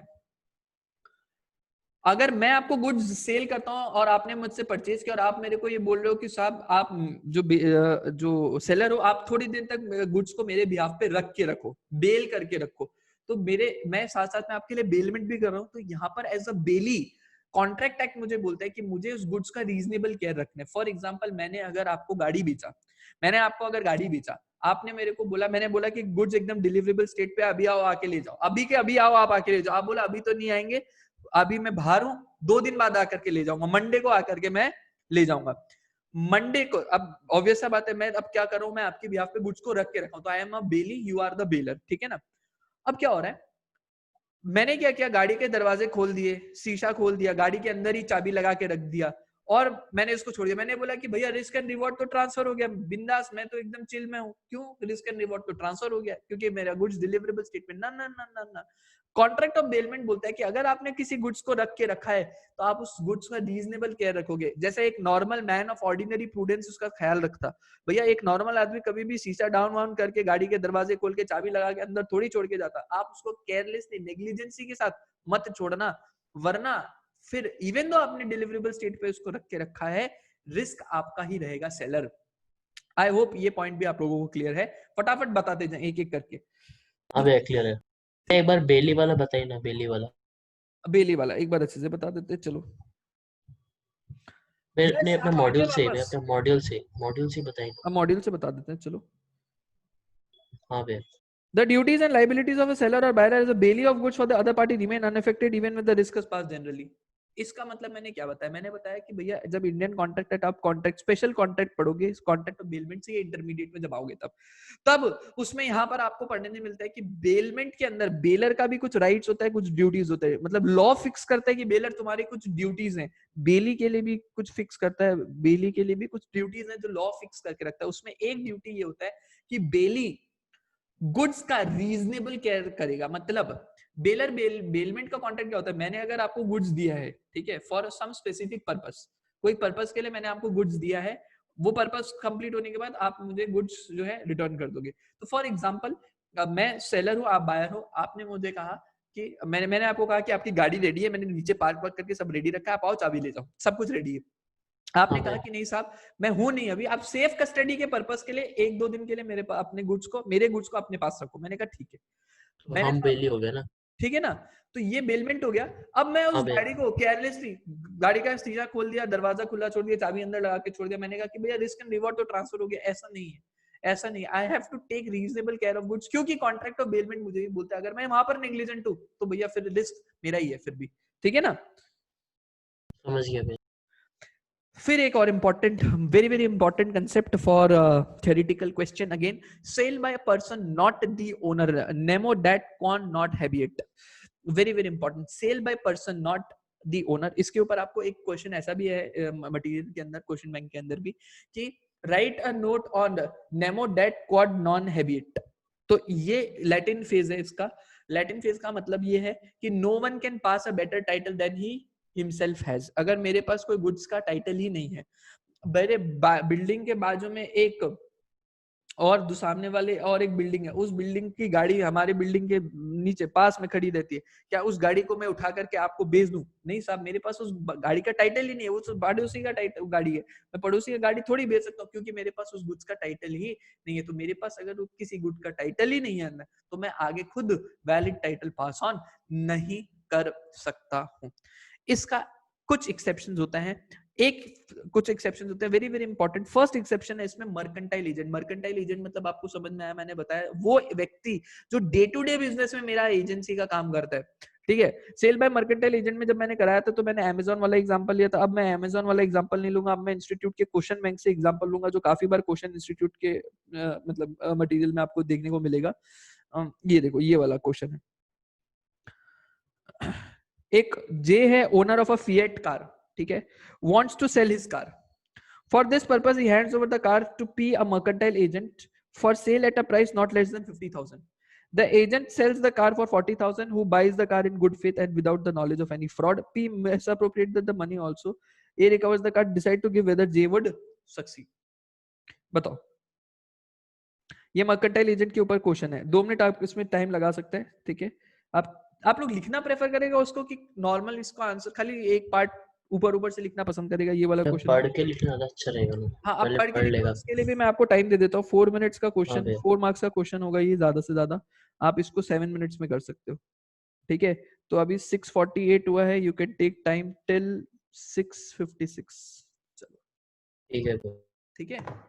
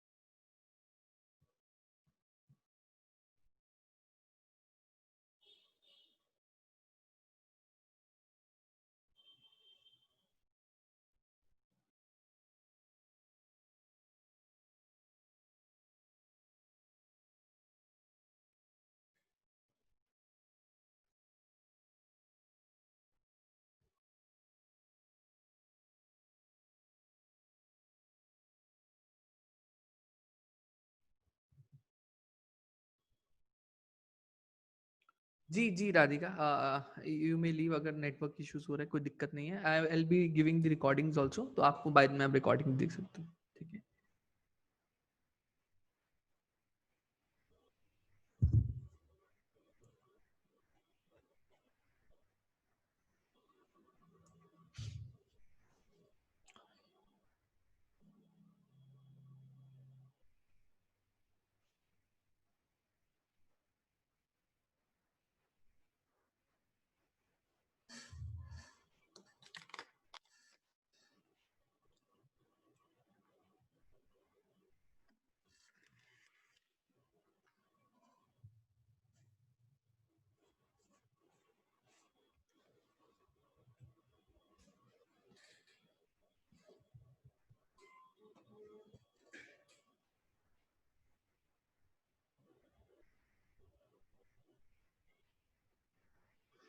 The transfer will be valid as P at the concern.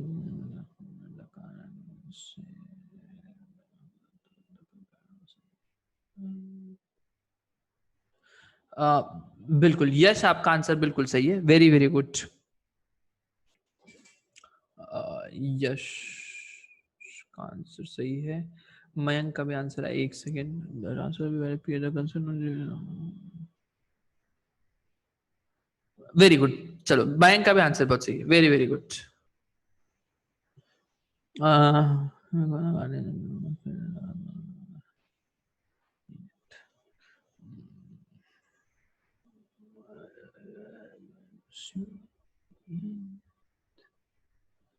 Vineet, question पढ़ने में शायद थोड़ा सा गड़बड़ कर दिया। आप देखो क्वेश्चन में आपसे एग्जैक्टली क्या पूछा है, आपने ये फोकस करना है। अगर मैं आपको दिखाऊं, क्वेश्चन में आपको ये पूछा है,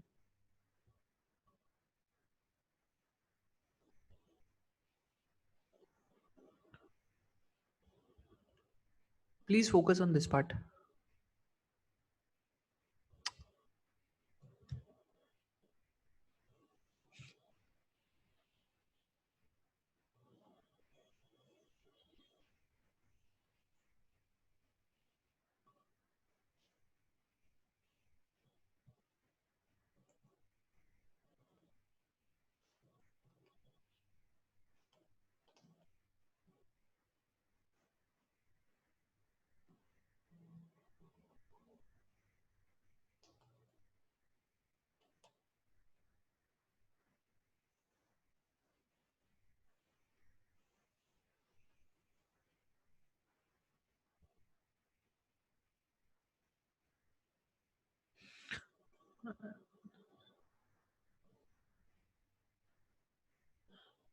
विनीत अब आपका सही है, बिल्कुल ठीक है, वेरी गुड। चलिए अब आपका भी सही है, सलोनी आपका भी आंसर सही है।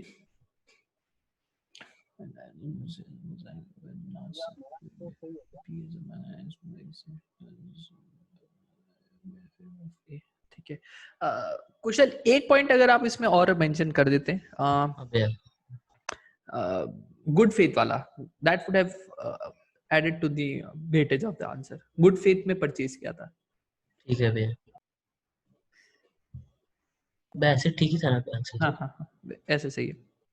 ठीक है। भैया मेरा आंसर सही है क्या? हम्म, किसका मैंने सबका तो बता दिया, कुशल का बता दिया मैंने, विनीत का बता दिया मैंने, कुणाल का भी बता दिया। अच्छा नहीं, जे के नॉट, हाँ कुणाल आपका आंसर सही है, बट आपका आंसर थोड़ा सा हल्का है, मतलब मैं आपको बताता हूँ, थोड़ा सा हल्का आंसर है। ठीक है भैया। कुणाल आपका आंसर थोड़ा हल्का है, थोड़ा सा उसमें और 2-3 पॉइंट्स ऐड कर सकते हैं, मैं बताता हूँ।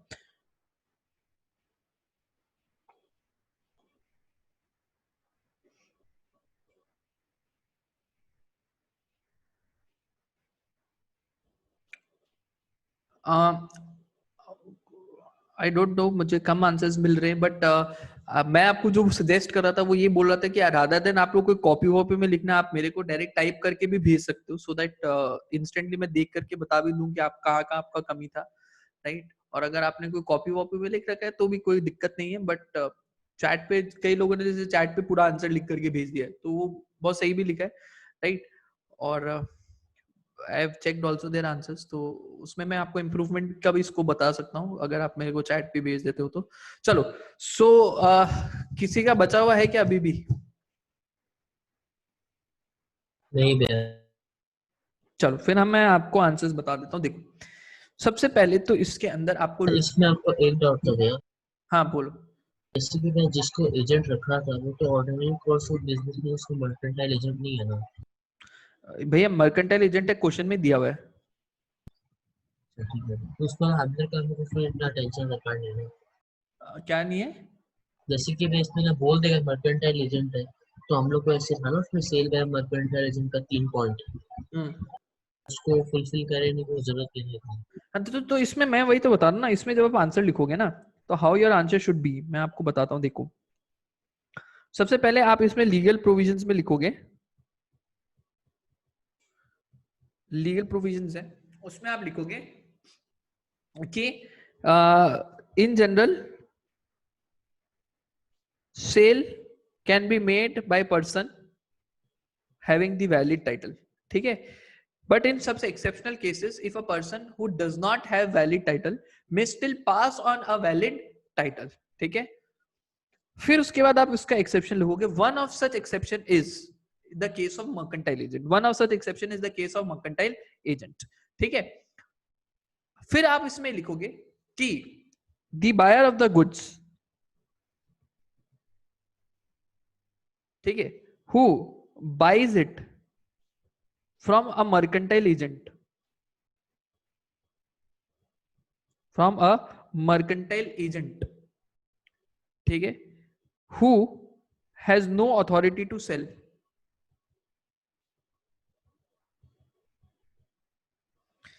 gets a good title to the goods if following condition are satisfied। अब conditions लिख दो कि क्या क्या condition है। agent should be in the possession of the goods with the consent of the owner, ordinary course of business में deal कर रहा है, acting as a mercantile agent, ठीक है, गुड फेथ में परचेज किया है, गुड फेथ में परचेज किया है, और should have no knowledge, good faith no knowledge, कई लोग ये पॉइंट को मिस आउट कर दिया, गुड फेथ नो नॉलेज, ठीक है। फिर उसके बाद एनालिसिस में आप लिखो कि भैया ये वाले केस में तो ए ने जो खरीदा है गुड फेथ में खरीदा है विदाउट द नॉलेज कि भैया जो एजेंट है नो अथॉरिटी टू सेल, तो इस केस में ए के पास इवन दो ए ने परचेज किया from a person having not having a valid title, but ये एक्सेप्शन वाला केस पड़ेगा और ये वैलिड सेल है और ए को एक वैलिड टाइटल मिल जाएगा। अब क्वेश्चन में आपको देखो ना, क्वेश्चन में आपसे क्या पूछा है कि क्वेश्चन में आपसे पूछा है जे ने स्यू किया है ए को to recover the car in the instant case the title is with A, so therefore there is no question of J suing A to recover the car because the title has been validly passed as per Sales of Goods Act. Therefore J would not succeed in his case या in his suit. बस इतना answer आपका conclusion में आया ना, बात खत्म. ठीक है, आई होप ये आपका आंसर इसमें मिल गया होगा. तो ये हमने ये वाला क्वेश्चन के थ्रू एक आंसर को हमने डिस्कस कर लिया. ये भी इंपॉर्टेंट क्वेश्चन है, 2-3 बार पूछा गया हुआ है. ठीक है, तो sale by a mercantile agents of the goods, जिसके पास जो है even though he is not having the authority to sell, if he is selling, 3 conditions का अगर आप कंप्लायंस कर दो, he will have the position of the goods. Sale is made in ordinary course of business. Buyer had no in good faith or no knowledge that seller had no authority of sale. तो फिर इस केस में transfer हो जाएगा. Sale by one of the joint owner, मैंने example दिया था गाड़ी का, मैंने आपने और मान लो आपके किसी दोस्त ने, हम 3 ने मिलके गाड़ी खरीदा. ठीक है, तो सेल जब होगी तो हमारे तीनों की परमिशन होगी. बट मान लो वो गाड़ी को आपके पास मैंने छोड़ दिया, हम लोग तीनों ने म्यूचुअली डिसाइड किया कि वो गाड़ी आपके पास है, आपने इसे किसी और को सेल कर दिया, ये सेल भी वैलिड सेल माना जाएगा. फिर उसके बाद sale by a person under a possession of under a voidable contract, मैंने आपको एग्जांपल दिया था कोर्जन, फ्रॉड, मिसरिप्रेजेंटेशन, इन चीजों के अंदर. मान लो मैंने आपको बंदूक दिखा करके आपसे आप निकले सोने की चेन पहन के जा रहे थे, मैंने बंदूक दिखा करके आपसे वो सोने की चेन ले ली. ये क्या कॉन्ट्रैक्ट होता है? ये वॉइडेबल होता है. आपके ऑप्शन पे ये कॉन्ट्रैक्ट वॉइडेबल होता है. लेकिन अगर आप जैसे उसको आप वॉइड डिक्लेयर करें, उससे पहले अगर मैंने इसको आगे सेल कर दिया, आप वॉइड उसको डिक्लेयर करें उससे पहले मैंने उसे आगे सेल कर दिया है, तो भैया इस केस में even though I am not having a valid title, मेरा टाइगर पास ऑन करना वैलिड होगा if the buyer who is purchasing it from me purchases it in good faith and without the knowledge कि भैया ये coercion के अंदर खरीदा गया है. ठीक है, फिर उसके बाद sale by one who is already, देखो ये दो इंपॉर्टेंट है. देखो सेल बाय बायर, ये दोनों, अरे यार शुरू में आ गया.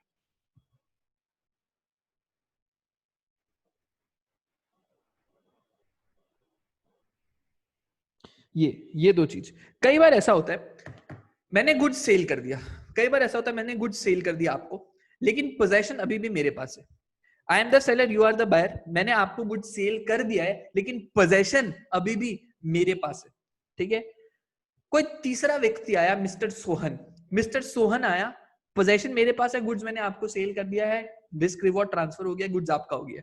ठीक है, सोहन आया, सोहन को मैंने ही वो गुड्स फर्दर वापस सेल कर दिया, उस केस में भी मेरे पास टाइटल नहीं है, लेकिन फिर भी अगर मैं सेल कर रहा हूं फर्दर, तो वैलिड सेल माना जाएगा. ये एक एग्जांपल. सेकंड एग्जांपल, कई बार ऐसा होता है बायर ने पेमेंट किए बिना कुछ सेटलमेंट, मैंने आपको क्या बोला, भैया 10,000 रुपए दोगे तो आपको मैं आपका फोन बिक्री करूंगा. आपने कहा कि ठीक है, एक दिन के लिए मेरे को दो, कल मैं आपको कंफर्म करके बताऊंगा. अभी तक सेल हुआ नहीं है, आपने पोजेशन एक्वायर कर लिया before actual sale has taken place. ठीक है ना, और मैंने कहा कि भैया पेमेंट दोगे तो ही फोन का राइट्स आपको ट्रांसफर करूंगा, वरना आपको फोन के ट्रांसफर नहीं होंगे. आपने कहा ठीक है, एक दिन का टाइम दो, आप लेकर के फोन को, आपके पास पोजेशन है, एक्चुअल सेल हुआ नहीं, आपको टाइटल मैंने ट्रांसफर किया नहीं है, आपने ले जाकर के उसको किसी थर्ड पार्टी सोहन को बेच दिया, even though you are not having a valid title, आप आगे सेल करोगे तो भी ये वैलिड माना जाएगा. Sale by a buyer obtaining possession before the property has actually vested in him. ठीक है, effect of estoppel. Effect of estoppel, अगर ये एग्जांपल मैंने आपको बताया था ना कि 3 व्यक्ति हैं, एस्टॉपल का कंसेप्ट तो आपको पता है, ये 1000 बार हमने डिस्कस कर लिया है कि किसी को अपने कहे हुए बात से मुकरने से रुकना. ठीक है, अब इसका मॉड्यूल वाला एग्जांपल ले लेते हैं ना, इतना दिमाग क्या लगाना. देखो, A said to B a buyer in presence of C that he is the owner of the horse. ठीक है, सी एक्चुअल में ओनर था, ए ने बी के सामने क्या रिप्रेजेंटेशन दिया कि मैं इस घोड़े का मालिक हूं. She remained silent though the horse belong to him. ठीक है, आप चुप रहे, आप साइलेंट रहे जो है बी के सामने. Be bought the horse from A. Here B will get a valid title to horse even though the seller had no title to horse. In this case, by his own conduct is prevent to deny the authorities to sell. ये हमने estoppel का concept बहुत detail में discuss किया था. Estoppel मतलब किसी को अपने कहीं भी बात से मुकरने से रोकना. कोई अगर अपना कुछ ऐसा कारनामा किया है जिससे किसी और को फॉल्स इंप्रेशन पड़ता है. यहाँ पर क्या हुआ, ए ने बी को ये बोला कि भैया ये घोड़े का मालिक मैं हूँ. सी उधर खड़ा था, सी उसका ओनर था, सी चुप रहा, ये चुप्पी के कारण इसी को भारी पड़ गया, और अगर ए ने बी को सेल कर दिया तो ये वैलिड सेल माना जाएगा। सेल बाय अनपेड सेलर हम डिस्कस करेंगे अभी नेक्स्ट यूनिट, उसी के ऊपर है। Sale provisions of other act, for example अगर ऑफिशियल रिसीवर है, लिक्विडेटर, लिक्विडेशन में जा रहे हैं, ऑफिशियल रिसीवर असाइन हुआ है, उसने मेरे संपत्ति को बेचा है। मूवी बताया था ना वो अपना, अजिला बॉस, शिवाजी हाँ बॉस। शिवाजी द बॉस, उसमें रजनीकांत का जो भी एसेट है वो सेल कर रहा है उसका ऑफिशियल असाइनी रिसीवर आकर के, तो भैया उस केस में वो अगर बेच रहे हैं, उसके पास तो कोई टाइटल नहीं है, लेकिन उसको कोर्ट ने अपॉइंट किया, चलेगा, मान लिया जाएगा, कोई दिक्कत नहीं है। डिलीवरी की बात हमने डिस्कस करी, ठीक है। उसके बाद नेक्स्ट डिलीवरी तो हमने डिस्कस कर लिया था। 3 चीजें होती है मेन डिलीवरी में, एक्चुअल, सिंबॉलिक और कंस्ट्रक्टिव। लॉ बोलता है कि सेलर डिलीवर करेगा गुड्स को, ठीक है, और बायर उसको एक्सेप्ट करेगा एज पर the terms of contract. Payment और डिलीवरी लॉ बोलता है कि अगर आपका कॉन्ट्रैक्ट टू कॉन्ट्ररी नहीं है, मतलब अगर आपने स्पेसिफिकली सेलर और बायर के बीच में कोई अलग टर्म्स एंड कंडीशन नहीं है, तो पेमेंट और डिलीवरी कंकरेंट होगी। कंकरेंट मतलब साथ साथ चलेगी, एक हाथ से पेमेंट दो, दूसरे हाथ से delivery low. Unless and until मेरे और आपके बीच में, मैं कौन सेलर आप कौन बायर, मेरे और आपके बीच में कुछ दूसरा हमने चीज अग्री नहीं किया है, लॉ मान के चलता है कि पेमेंट और डिलीवरी कॉन्करेंट कंडीशन है, एक हाथ से पैसे दो और दूसरे हाथ से सामान लो, ठीक है। Rules regarding the delivery of goods, delivery of goods से रिलेटेड कुछ नियम आपको जो पालन करना है। डिलीवरी का मतलब ये होता है कि आप गुड्स को इन पोजेशन में पुट कर देते हो, कोई जरूरी नहीं है कि हमेशा पोजेशन मतलब एक्चुअली पोजेशन देना। मैंने एग्जांपल भी दिया था सिंबॉलिक, अगर गाड़ी की कीज आपको दे दी, मान लिया गया कि पोजेशन भी आपको गाड़ी का मिल गया है। इफेक्ट ऑफ पार्ट डिलीवरी बहुत इंपॉर्टेंट है क्योंकि कंफ्यूजिंग है। आप पढ़ने बैठोगे आपको लगेगा ये पार्ट डिलीवरी क्या मतलब है। पार्ट डिलीवरी का मतलब मैंने आपको अच्छे से एग्जांपल देकर के बताया था।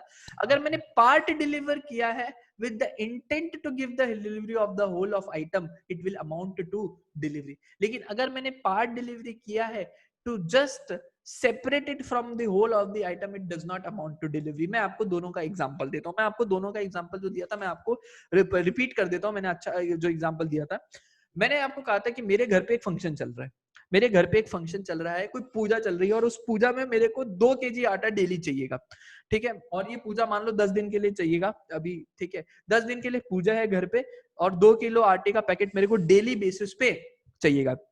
अब मेरे घर में स्टोरेज नहीं है, मैं दुकान वाले के पास गया, मैंने कहा कि दुकान वाले भैया मेरे को 10 पैकेट आटे का चाहिए। उसके दुकान में एक शेल्फ के अंदर 100 पैकेट्स रखी हुई थी, जो है क्या कहते हैं उसकी आटे की। उसने उसमें से 10 पैकेट निकाला और मेरे को पकड़ा दिया, और उसने मेरे को 10 पैकेट पकड़ा दिया। हाँ, 10 दिन में 10 पैकेट थी। मैंने कहा कि नहीं नहीं साहब, 10 पैकेट जो है मेरे पास घर पे रखने की स्टोरेज की जगह नहीं है, आप अपने पास ही रख के रखो, इसको अलग से निकाल के रख के रखो, अपने पास ही रख के रखो। मैं रोज आपसे 2-2 किलो आकर के ले जाऊंगा, मैं रोज आपसे 2-2 किलो आकर के ले जाऊंगा। यहाँ पर क्या है कि जो पार्ट डिलीवरी हुआ है, आज मैं कितना लेकर के गया हूँ, आज मैं एक ही पैकेट लेकर के गया हूँ, लेकिन इंटेंशन क्या था, आप पूरा ले जाओ, होल ऑफ द आइटम को डिलीवर करने का इंटेंशन से काम हुआ था। This will amount to whole of the delivery of the items. भैया उसने निकाल करके रख दिया, उसने सब कुछ बता दिया कि भैया आप ले जाओ। मैंने बोला नहीं नहीं मेरे पास स्पेस नहीं है। उसने अपने तरफ से पूरा इंटेंशन दिखाया कि ले लो, पूरा का पूरा डिलीवरी ले लो। लेकिन मैंने बोला नहीं नहीं भाई, अब मेरे घर पे स्टोरेज का दिक्कत है, आप अपने पास रखो, मैं रोज आकर के ले जाऊंगा, कोई दिक्कत नहीं है। That will amount to delivery. लेकिन इंटेंशन इज टू सेपरेट। उसके दुकान में पैकेट नहीं थे, उसने कहा कि साहब मेरे को तो गोदाम से जाकर के लाना पड़ेगा, दुकान में मेरे सिर्फ एक ही पैकेट है। मैंने बोला उसको 10 पैकेट चाहिए, उसने बोला दुकान में एक ही पैकेट है, बाकी तो वेयर हाउस में रखा हुआ है, वेयर हाउस में 100 पैकेट में से बंडल में से निकाल करके लेके आना पड़ेगा। तो उसने एक बार के लिए मुझे एक ही पैकेट दिया, बाकी 9 पैकेट उसने मुझे नहीं दिए। क्यों नहीं दिए? क्योंकि उसका अपोर्शन करना था, लॉट में से अकल करना था। उस केस में भैया ये माना जाएगा कि ये अनसर्टेन गुड्स है और रिस्क ऑफ कोर्स वो हमेशा सेलर के पास ही रहेगा। It will not amount to delivery. ये कंफ्यूजिंग पॉइंट है, पहले बताओ ये क्लियर हुआ कि नहीं? प्लीज, इंपॉर्टेंट और कंफ्यूजिंग पॉइंट है यहाँ पर। तो पार्ट डिलीवरी अगर मैंने किया है with the intent to make the whole of delivery, it will amount to whole of delivery. But अगर पार्ट डिलीवरी हुआ है with the intent of separating it, तो फिर it will amount to it will not amount to whole delivery, it will be still uncertain goods. ठीक है। Buyer to apply for delivery in case seller जो है seller को deliver तब तक नहीं करना जब तक बायर ने अप्लाई नहीं किया। अप्लाई करने का बेसिक मतलब होता है जब तक मैं बायर से गुड्स नहीं मांगता हूँ, मैं सेलर से गुड्स नहीं मांगता हूँ, तब तक सेलर मेरे घर पे गुड्स को नहीं भिजवाएगा। Place of delivery, place of delivery के लिए अगेन मैंने एक चार्ट बनाया था। प्लेस ऑफ डिलीवरी में फर्स्ट प्रायोरिटी हुआ कि जहां मेरा और बायर और सेलर का कॉन्ट्रैक्ट हुआ, मेरा बायर और सेलर का कॉन्ट्रैक्ट हुआ गुवाहाटी के अंदर, तो डिलीवरी इंप्लाइड है गुवाहाटी के अंदर ही होगा। At place where contract, second priority, at place where contract of sale takes place, agreement to sale या actual, sorry, first priority, sorry मैंने बोला first priority depend on the contract, मेरे और आपके बीच, मैं सेलर आप बायर हो, मेरे और आपके बीच में कॉन्ट्रैक्ट हुआ है, मैंने गुवाहाटी में हुआ है, मैंने कहा डिलीवरी कहाँ कराना है, डिलीवरी बॉम्बे में कराना है। भैया अगर कॉन्ट्रैक्ट में लिखा हुआ है डिलीवरी बॉम्बे में कराना है तो डिलीवरी बॉम्बे में होगा। First priority will depend on the contract, second priority will depend, अगर मैंने बताया ही नहीं है कॉन्ट्रैक्ट में तो भैया जिधर कॉन्ट्रैक्ट ऑफ सेल हुआ है उधर में डिलीवरी होगी। मैंने दुकान में गया, मैंने बोला भैया आप 10 पैकेट जो है मिल्क का मुझे चाहिए, आप मेरे घर पे मेरे को डिलीवर करवा देना, ठीक है। मैंने घर पे डिलीवर करवाना है, मैंने बोल दिया, तो first priority depending on the contract, मैंने साफ साफ बोल दिया मेरे घर पे डिलीवर करवा देना, ठीक है। सेकंड, मैंने उसको कुछ नहीं बोला, मैंने बोला भैया 10 पैकेट उसका चाहिए, तो इट इम्प्लाइज कि उसको कहाँ पे देना है, एट द प्लेस, उसी जगह पे देना है जहां पर कॉन्ट्रैक्ट हुआ है। ऑब्वियस सा बात है, पैसे दे देंगे और उससे सामान लेंगे। तीसरा, अगर कॉन्ट्रैक्ट ही साइलेंट है और प्लेस भी डिटरमाइन नहीं किया जा रहा है, मैंने आपको एक एग्जांपल दिया था, हम शिप में जा रहे हैं नदी समंदर में, पता ही नहीं कि प्लेस कौन सा है, ठीक है, और कोई एग्रीमेंट हो गया सेल करने का, तो उस केस में अगर कॉन्ट्रैक्ट भी साइलेंट है, प्लेस भी आपको अननोन है, तो भैया जहां पर गुड्स को मैन्युफैक्चर या प्रोड्यूस किया जाएगा वहां पर ही सेल को माना जाएगा। पहले बताओ प्लेस और डिलीवरी वाला पॉइंट क्लियर है क्या? हाँ भैया। मैं थर्ड पॉइंट वापस एक बार लास्ट वाला पॉइंट थर्ड पॉइंट वापस एक बार बता देते हैं, सुनो। थर्ड पॉइंट में ये बोला हुआ कि मैं और आप, मैं सेलर आप बायर, हम लोग जा रहे हैं समुद्र, क्रूज पे जा रहे हैं, ठीक है, समुद्र रास्ते पे, पता ही नहीं कहाँ पे हमारे बीच में कॉन्ट्रैक्ट पे, पता ही नहीं किस मोड पे, किस पॉइंट पे, कहाँ कौन से प्लेस पे कॉन्ट्रैक्ट हुआ है। तो भैया ना तो, और हम ना हमारे कॉन्ट्रैक्ट में बताया गया है प्लेस ऑफ डिलीवरी कहाँ है, ना हमारे कॉन्ट्रैक्ट में बताया गया प्लेस ऑफ डिलीवरी किधर होने वाला है, ना हमको प्लेस का पता है कि जहां पर कॉन्ट्रैक्ट हुआ है, place of contract of sale is unknown. तो उस केस में जो हमारा डिलीवरी होगा वो कहाँ होगा, जहां पर गुड्स को मैन्युफैक्चर या प्रोड्यूस किया जाएगा वहां पर मान लिया जाएगा कि डिलीवरी करना है। थर्ड प्रायोरिटी वैसे कोई काम का नहीं आता, थियोरेटिकली दिया हुआ है, फर्स्ट और सेकंड प्रायोरिटी में निपट जाता है, ठीक है। टाइम ऑफ डिलीवरी, लॉ बोलता है रीजनेबल टाइम में दे दो, अगर स्पेसिफाई किया तो स्पेसिफाइड टाइम, वरना reasonable time facts of case पे डिपेंड करेगा। Goods in position of the third party, goods in position of the third party, delivery will कब मान लिया जाएगा, कंस्ट्रक्टिव डिलीवरी, अगर थर्ड पार्टी ने एक्नॉलेज कर दिया है मेरे को कि भैया बायर तुम्हारा गुड्स मेरे को मिल चुका है और मैं आपको ला करके दे रहा हूँ, मान लिया जाएगा कि डिलीवरी हो गया, कंस्ट्रक्टिव डिलीवरी कंसेप्ट समझाया था। Expenses of delivery seller bear करेगा in absence of contract to contract, अगर मेरे कॉन्ट्रैक्ट में लिखा हुआ है कि expenses of delivery buyer bear करेगा, मैंने गुड्स मंगवाया है, CIF प्राइस पे किया है मैंने उसको, यानी कि अब सारा खर्चा सेलर ही बियर करेगा, लेकिन FOB प्राइस पे किया है, फ्री ऑन बोर्ड, मतलब बोर्ड तक लाने का, शिप तक लाने का खर्चा या कार्गो तक लाने का खर्चा सेलर का, उसके बाद बायर बियर करेगा एक्सपेंसेस का। ये सुना होगा, FOB और CIF बेसिस पे कॉन्ट्रैक्ट्स होते हैं। FOB मतलब फ्री ऑन बोर्ड, मतलब जहां भी ट्रांसपोर्टेशन कॉस्ट है, मतलब मान लो मेरा सामान आना है मुंबई से, मैंने कहा FOB प्राइस, तो मुंबई में सेलर खाली लोड करवा देगा मेरा, बाकी ट्रांसपोर्टेशन का खर्चा मेरे को बियर करना पड़ेगा। एक होता है CIF कॉस्ट, CIF मतलब कॉस्ट इंश्योरेंस फ्लीट, तो वो यहां तक पहुंचाने का, बॉम्बे में डील हुआ है और गुवाहाटी में मैं बैठा हूं, तो गुवाहाटी तक पहुंचाने का सारा खर्चा जो है मैंने उसको ऑलरेडी सेलर को पे कर दिया, seller bear everything. I hope यहां तक आप लोगों को क्लियर है, ठीक है। हाँ, delivery of a wrong quantity, इसका मैंने अलग से एक चार्ट यहाँ बना रखा था, देखो 4th नंबर पे ये रहा, delivery of a wrong quantity. मैंने किसी शॉपकीपर को बोला कि भैया मेरे को ना 100 kg होल व्हीट, गेहूं का आटा, प्योर गेहूं का आटा चाहिए, और उसने कहा 80 रुपया पर केजी प्राइस लगाएंगे। 3 सिचुएशन हो सकते हैं। पहला सिचुएशन, सेलर ने जितना बोला था उससे कम डिलीवर किया, 80 kg डिलीवर किया। दो ही ऑप्शन है, या तो मैं होल को रिजेक्ट कर दूं या मैं पार्ट को एक्सेप्ट कर लूं। 80 kg को एक्सेप्ट अगर करता हूं तो लॉ बोलता है प्राइस आपको उतना ही देना पड़ेगा जितना आपने ओरिजिनली डिसाइड किया था, यानी 80 kg मैं परचेज करूंगा एट ₹80 पर केजी के हिसाब से ही। सिचुएशन नंबर 2, 80 kg 100 kg बोला था, 120 एक्सेसिव डिलीवर कर दिया। तो यहाँ पर 3 केसेस हो सकते हैं।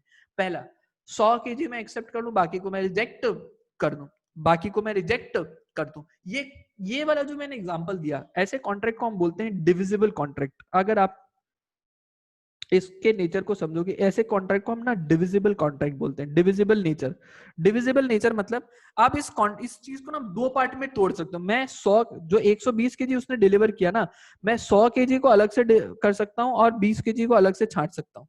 ठीक है, पैकेट्स आते हैं तो जनरली हम 100 केजी को अलग से छांट सकते हैं, 20 केजी को अलग से सेपरेट कर सकते हैं।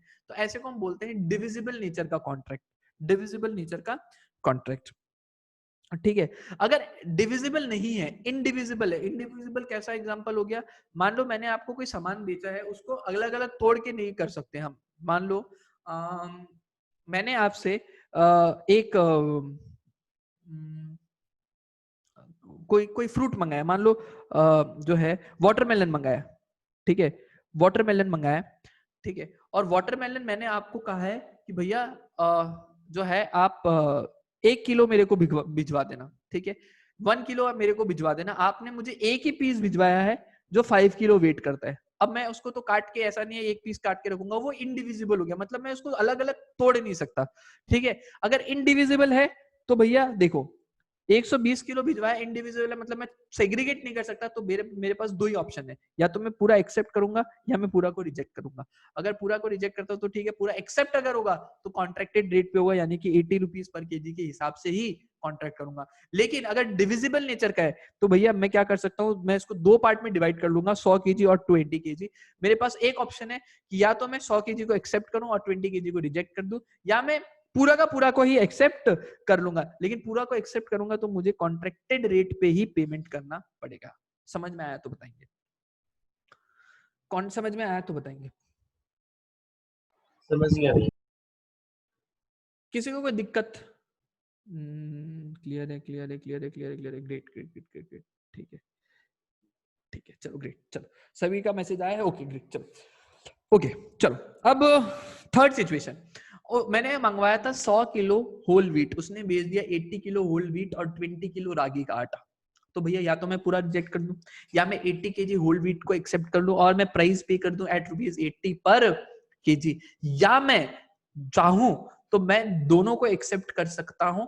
तो भैया 80 केजी का तो मेरा डिसाइडेड प्राइस था 80 रुपीज पर केजी, उसके हिसाब से पे कर दूंगा। बाकी 20 किलो के लिए जो पेमेंट होना है that will depend upon the terms and condition between the buyer and the seller. मेरे और सेलर के बीच में जो टर्म्स एंड कंडीशन है उस पे वेरी डिपेंड करेगा कि 20 किलो रागी का आटे का मैं कितना प्राइस उसको पे करूंगा। देखो delivery of a wrong quantity ये चीज है कि अगर मैंने भेजा है goods of a quantity lesser than the contracted to sell, 100 kilo का कॉन्ट्रैक्ट किया तो भेजा 80 किलो, बायर या तो पूरा को रिजेक्ट कर दो, बोलेगा कि मुझे पूरा ही चाहिए, 100 किलो लाके दो, ठीक है। लेकिन अगर उसने एक्सेप्ट कर लिया 80 के लिए 80 केजी, ही शैल पे ऑफ द कॉन्ट्रैक्टेड रेट, यानी 80 रुपीज पर केजी के हिसाब से पे करेगा। जब सेलर ने डिलीवर किया बायर को quantity of goods larger than the contracted to sell, buyer may accept that goods included in the contract and reject the rest. 100 kilo को एक्सेप्ट कर लो, 20 को रिजेक्ट कर दो। लेकिन ये ऑब्वियसली तभी होगा जब डिविजिबल नेचर का गुड्स है, ही में रिजेक्ट दी होल, रिजेक्ट कर दो। या अगर buyer accept the whole of the goods तो ही में have to pay the price at the contracted rate. और अगर मिक्स्ड गुड्स भेज दिया है डिफरेंट डिस्क्रिप्शन वाला, तो बायर जो है एक्सेप्ट कर सकता है goods which are in accordance with the contract and reject the rest of the, और may reject the whole of the goods. तो या तो मैं 80 केजी आटा का एक्सेप्ट कर सकता हूँ, मैं होल को रिजेक्ट कर सकता हूँ, और अगर मैं चाहूँ और टर्म्स एंड कंडीशन ऐसा है तो डीलिंग्स के एक्सपीरियंस करके मैं चाहूँ तो 100 केजी को भी एक्सेप्ट कर सकता हूँ। उसका प्राइस 20 केजी का कैसे डिस्कस होगा between the course of the dealings between the party, यानी पार्टीज के आपस के बीच में जो बातचीत हो गया उसके बेसिस पे डिस्कशन होगा। भैया 5 मिनट का ब्रेक दे दीजिए। अरे ब्रेक क्या, खत्म होने वाला है, बस 15-20 मिनट और दोगे तो कंप्लीट ही हो जाएगा, ठीक है ना। Instalment delivery, unless otherwise angry buyer is not bound to accept delivery in installment। भाई पैसे दो, concurrent पैसे दो, डिलीवरी लो। इंस्टॉलमेंट डिलीवरी का कोई सिस्टम नहीं है अनलेस अदरवाइज एग्रीड। हमेशा ध्यान रखना, मैंने बता रखा है सोगा में अगर बायर सेलर के बीच कुछ एक्सक्लूसिवली डिसाइड हो जाता है बस बात खत्म, फिर कुछ दिमाग ही नहीं लगाना, ठीक है। Next, delivery to the carrier, ठीक है। Delivery to the carrier of the goods is prima facie deemed to be delivery to the buyer. ध्यान रखना एक कंडीशन है, कैरियर मस्ट एक्नॉलेज कि भैया मैं आपके बिहाफ पे गुड्स को होल्ड करके रख रहा हूं। Deterioration during the transact, deterioration during the transit, मैंने आपको इंपॉर्टेंट कंसेप्ट बताया था, पेरिशेबल के ऊपर कंसेप्ट भी है, क्वेश्चन भी है सवाल भी है क्वेश्चन बैंक के अंदर। पेरिसेबल नेचर का गुड्स है, सेल होने से पहले ही पेरिश हो गया था। आम का एग्जांपल दिया था, आम वाले से मैंने डील किया 1 किलो आम दो, वो अंदर जा करके आम ले, जो आम मैंने बोला था वो देखते हैं कि सारे आम तो गले में है, पेरिश हो चुका था before actual sale is made, contract is void. लेकिन अग्रीमेंट टू सेल और एक्चुअल सेल के बीच में पेरिश हुआ तो कॉन्ट्रैक्ट इज वॉइड, ये सेक्शन 7 का बात है। और अगर गुड्स डिटोरिएट हो गया, खराब हो गया इन ट्रांजिट, इन ट्रांजिट, तो भैया हमने तो बोला था इन ट्रांजिट में क्या मानते हैं, कंस्ट्रक्टिव डिलीवरी हो गया, रिस्क ऑफ लॉस किसका होगा, बायर का, क्योंकि कंस्ट्रक्टिव डिलीवरी है, रिस्क एंड रिवॉर्ड ट्रांसफर हो गया है। ठीक है, the delivery of the goods will be deterioration when the goods are delivered at distance made, the liability for deterioration incidental to cost will force on the buyers though the seller agrees to deliver it on the own risk, क्योंकि career को deliver कर दिया तो भैया मैंने कहा था constructive delivery हो जाता है। Buyer right to examine the goods important है, सेलर जब भी बायर को गुड्स देगा तो ही विल मेक श्योर कि उसके पास रीजनेबल अपॉर्चुनिटी है कि वो गुड्स को ऊपर ऊपर से इंस्पेक्ट कर सके कि जो मैंने मांगा है वही मेरे को मिला है कि नहीं। मतलब मैं, आप बायर हैं, मैं सेलर हूं, आपको मुझे एक अपॉर्चुनिटी प्रोवाइड करनी पड़ेगी कि आप ऊपर ऊपर से उसको एग्जामिन कर सको कि जो गुड्स आपने मांगा है मैंने वही आपको दिया है कि नहीं। ठीक है, उसके बाद next acceptance of delivery of goods, ये बायर के बिहाफ पे है। Acceptance of the delivery of goods, acceptance is deemed to take place, इसके ऊपर भी सवाल पूछा है कि भैया एक्सेप्टेंस कब मान लिया जाएगा, it will deemed to take place. आप बायर है, मैं सेलर हूं, आपने मुझे इंटीमेट कर दिया कि मैंने आपका गुड्स परचेज कर लिया है, मान लिया जाएगा कि आपने एक्सेप्ट कर लिया है। ठीक है, या फिर आपने कुछ ऐसा काम किया है which is inconsistent to the ownership of the seller, मेरे ओनरशिप पे कोई आंच आ जाए, आपने आगे उसको प्लेस कर दिया, आपने आगे उसको रीसेल कर दिया, मान लिया जाएगा आपने गुड्स को एक्सेप्ट कर लिया। अगर मैंने आपको रीजनेबल, अगर आपने को टाइम बताया था, मैंने आपको बोला 10 दिन के अंदर बता देना गुड्स एक्सेप्ट कर रहे हो कि नहीं, आपने 10 दिन में नहीं बताया तो भैया मान लिया जाएगा कि आपने गुड्स को एक्सेप्ट कर लिया। Buyer not bound to return the rejected goods, मान लो मैं सेलर हूं, आप बायर हैं, मैंने ये कंडीशन रखा कि आप मेरे से गुड्स, आपको मैं गुड्स घर पे भिजवा दूंगा, मैं आपको गुड्स घर पे भिजवा दूंगा, अगर नहीं समझ में आया तो कोई बात नहीं, मैं वापस ले लूंगा। मिंत्रा आपसे कहता है कि भैया गुड्स ले लो, सामान ले लो, शर्ट वगैरह जो भी पसंद है आप ले लो, नहीं समझ में आएगा तो हम रिटर्न ले लेंगे।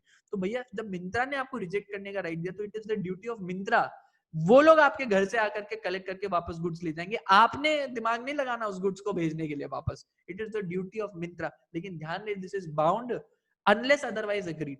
अमेज़न पे ये चीज होता है, अमेज़न वाले काफी मूर्ख बनाते हैं, जो गुड्स अमेज़न फुलफिल्ड होता है वो गुड्स में तो अगर आपको रिटर्न करना है तो दे विल एक्सेप्ट, वो आकर के आपके घर से ले जाएंगे। लेकिन अगर कोई गुड्स अमेज़न फुलफिल्ड नहीं है तो उस केस में वो लोग साफ साफ लिखते हैं कि भैया जो बायर है उसको कुरियर करके सेलर को गुड्स वापस रिटर्न करना पड़ेगा। आई होप आप लोगों ने ये एक्सपीरियंस किया है। अमेज़न फुलफिल्ड अगर गुड्स नहीं है तो भैया बायर का रिस्पॉन्सिबिलिटी है। क्यों, ये बात हमेशा ध्यान रखो ना, अनलेस अदरवाइज एग्रीड, क्योंकि उनके टर्म्स एंड कंडीशन में लिखा हुआ है कि गुड्स अमेज़न फुलफिल्ड नहीं है तो अगर रिटर्न भी करना हुआ तो बायर तुम कुरियर करोगे। लायबिलिटी फॉर नेग्लिजेंटली और refusing the delivery of goods, मैंने आपको ये बताया कि भैया अगर बायर ने नेग्लिजेंसी किया है और seller is ready to sell the goods, buyer ने नेग्लिजेंसी दिखाया है तो इस केस में भैया ब्रीच ऑफ कॉन्ट्रैक्ट हो गया from the behalf of buyer, तो जो भी डैमेजेस होगा वो सेलर रिकवर कर सकता है from the buyer. Last topic है अनपेड सेलर का। पहले यहां तक बता दो कोई दिक्कत है तो, अनपेड सेलर किसी को भी कोई दिक्कत है तो बताएंगे। चलो अनपेड सेलर शुरू करेंगे। अनपेड सेलर का सबसे पहले मतलब बहुत बार पूछा गया एग्जाम में, अनपेड सेलर का मतलब क्या पड़ता है। दो इंपॉर्टेंट है, दो व्यक्तियों को सेल ऑफ गुड्स एक्ट के हिसाब से अनपेड बोलते हैं, जहां पर गुड्स पर बेचा है but whole of the price has not been paid to him, ठीक है, वो अनपेड सेलर होता है। दूसरा, अगर मैंने किसी को बिल ऑफ एक्सचेंज या नेगोशिएबल इंस्ट्रूमेंट दिया, मैंने चेक काट के दिया है, मैंने चेक काट के दिया एक, या फिर मैं सेलर हूं आप बायर, आपने मुझे एक चेक काट के दिया है, वो चेक बाउंस हो गया, डिसऑनर हो गया, उस केस में भी I am treated to be an unpaid seller. दो चीजें होते हैं, अगर मेरे को प्राइस मिला ही नहीं है, दूसरा अगर कोई नेगोशिएबल इंस्ट्रूमेंट के फॉर्म पे मिला है और वो बाउंस हो गया, डिसऑनर हो गया, in that case also I am unpaid seller. ये इंपॉर्टेंट, मोस्ट इंपॉर्टेंट डेफिनेशन है अनपेड सेलर का। उसके बाद आ जाओ rights of an unpaid seller, भयानक इंपॉर्टेंट है राइट्स ऑफ अनपेड सेलर।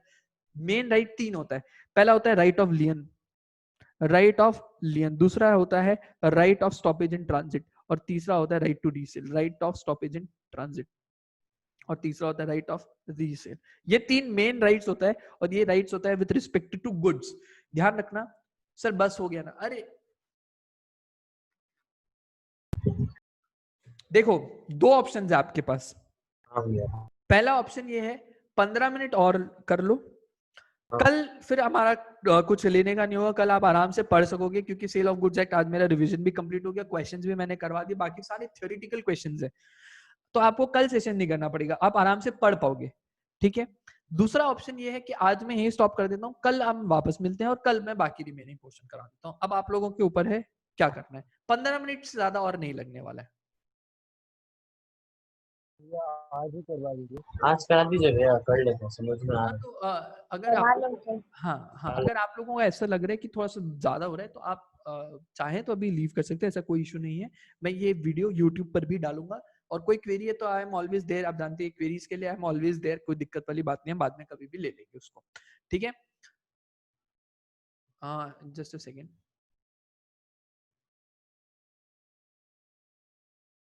हाँ ठीक है चलो, तो आते हैं लियन के ऊपर। तो लियन के अंदर हमने बात किया था, राइट नंबर 1 होता है लियन का। ठीक है। लियन के अंदर क्या होता है, आप पोजेशन ऑफ गुड्स, लियन मतलब अपने किसी और का वस्तु है, आप अपने पास उसको रोक के रखते हो।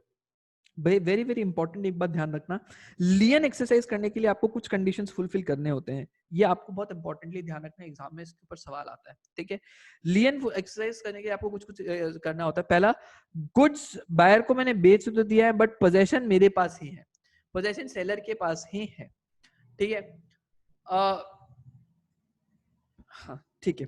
अच्छा इसके बाद देखो, when can the right of this lien be used, ये भी एक इंपॉर्टेंट, पहले हम इसको डिस्कस कर लेते हैं फिर कंडीशंस पे वापस बैक आते हैं, ये बहुत इंपॉर्टेंट है एग्जामिनेशंस के लिए।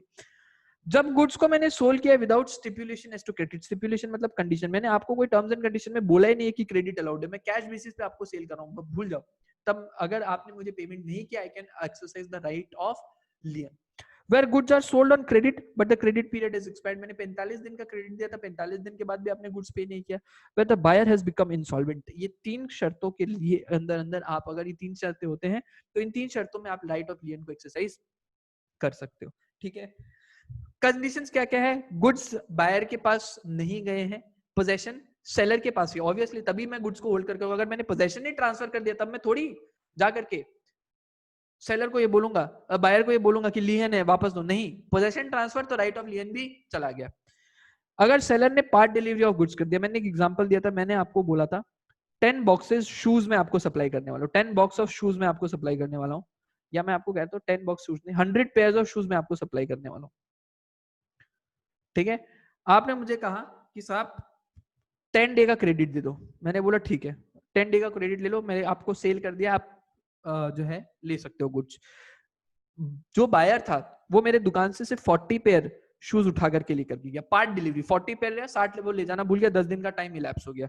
अब बताओ क्या रिमेनिंग 60 पेयर के अंदर ये जो सेलर है क्या ये राइट ऑफ लियन एक्सरसाइज कर सकता है क्या? The answer is yes, the answer is yes, ये राइट ऑफ लियन एक्सरसाइज कर सकता है। तो भैया लियन कैन बी एक्सरसाइज, अगर पार्ट डिलीवरी हो चुका है तो बाकी रिमेनिंग गुड्स के लिए I can exercise the right of lien. ठीक है। Buyer can use this as even if he received a decree for payment of price of goods, मान लो मेरे और आपके बीच में सेल का कॉन्ट्रैक्ट है, मैं सेलर हूं आप बायर है, ठीक है, आप मुझे पेमेंट नहीं कर रहे हैं, मेरे पास गुड्स पड़ा हुआ है, हमारे बीच में सेल का कॉन्ट्रैक्ट हो चुका है, मैं कोर्ट में गया और कोर्ट में मैंने कहा कि भैया ए कोर्ट का जज मुझे इस बायर से पेमेंट चाहिए, तो पेमेंट कोर्ट ने आपको बाकायदा डिक्री दे दिया, डिक्री का मतलब होता है कोर्ट का जजमेंट, कोर्ट के जजमेंट में है और कोर्ट ने ये ऑर्डर कर दिया, कोर्ट के जज ने कि भैया लो, तुमको जो कोर्ट का जज है उसने ऑर्डर किया कि buyer has to pay him the price, court का ये जजमेंट आने के बावजूद भी I can reserve the right of lien, I can still use the right to lien, मतलब मैं गुड्स को तब तक आपको नहीं दूंगा जब तक मेरे को पेमेंट मिल नहीं जाता, even though court has given a judgment कि बायर प्राइस पे करेगा, मैं लियन तब तक एक्सरसाइज कर सकता हूं तब जब तक मुझे प्राइस एक्चुअल में मिल नहीं जाता है। टर्मिनेशन कब कब हो जाएगा, जब डीम्ड अप्रोप्रिएशन है, मैंने एग्जांपल ऊपर डीम्ड मतलब जैसे कि ना भैया हाँ? वो वाला आपका डिक्री फॉर मतलब कौन कोर्ट सा? अगर बोला है वो वाला डिक्री फॉर कोर्ट वाला मैं रिपीट कर देता हूँ, अरे कोर्ट वाला का रिपीट क्या चीज? कुणाल आपका, कुशल आपका आवाज में बहुत डिस्टरबेंस आ रहा है, आप एक बार मेरे को ना चैट पे बताओ क्या करना है। टर्मिनेशन कब कब हो जाएगा? डीम्ड अप्रोप्रिएशन, ऊपर हमने केस डिस्कस कर लिए थे। डीम्ड अप्रोप्रिएशन अगर मैंने बायर, कैरियर या फिर बेली को गुड्स दे दिया तो लॉ मान लेते हैं डीम्ड अप्रोप्रिएशन हो चुका है गुड्स का। बायर और his agent lawfully obtains the possession, जब पोजेशन ही ट्रांसफर कर दिया, चाहे बायर को कर दो चाहे एजेंट को कर दो, मान लिया जाएगा कि भैया जब लियन खत्म हो गया। वेट सेलर एक्सप्रेसली, दरिया दिल है सेलर, सेलर बोला कि हम वेव करता है, कोई लियन पियन नहीं है, हम खुद वेव कर रहे हैं अपना राइट ऑफ लियन को, बात खत्म। एस्टॉपल, एस्टॉपल का बहुत जबरदस्त एग्जांपल हम लिया था, बहुत जबरदस्त एग्जांपल लिया था। मैन्युफैक्चरर है और मान लो होलसेलर है, इनफैक्ट डिस्ट्रीब्यूटर है और होलसेलर है, ठीक है। हाँ ठीक है, इनके बीच में एक डील हुआ है सेल का, इनके बीच में डील हुआ एक सेल का और इनके बीच में एक डील हुआ है सेल का, दो डील पैरेलली चल रहे। अब डिस्ट्रीब्यूटर, मैन्युफैक्चरर ने होलसेलर को ये बोल दिया कि भैया मेरे पास ना कोई राइट ऑफ लियन है नहीं, मेरे पास कोई राइट ऑफ लियन नहीं है, गुड्स डिस्पैच हो चुके हैं, गुड्स इसके पास डिस्पैच हो चुके हैं। इस केस में क्या हो गया, मैन्युफैक्चरर क्या किया, एस्टॉपल, झूठ बोला, झूठ बोल के फंस गया। अब यहां पर इसका राइट ऑफ जो लियन है वो अब इसको नहीं मिलने वाला है। कुशल आप बताएंगे आपको कौन सा पॉइंट पे डिस्कस करना था, फटाफट।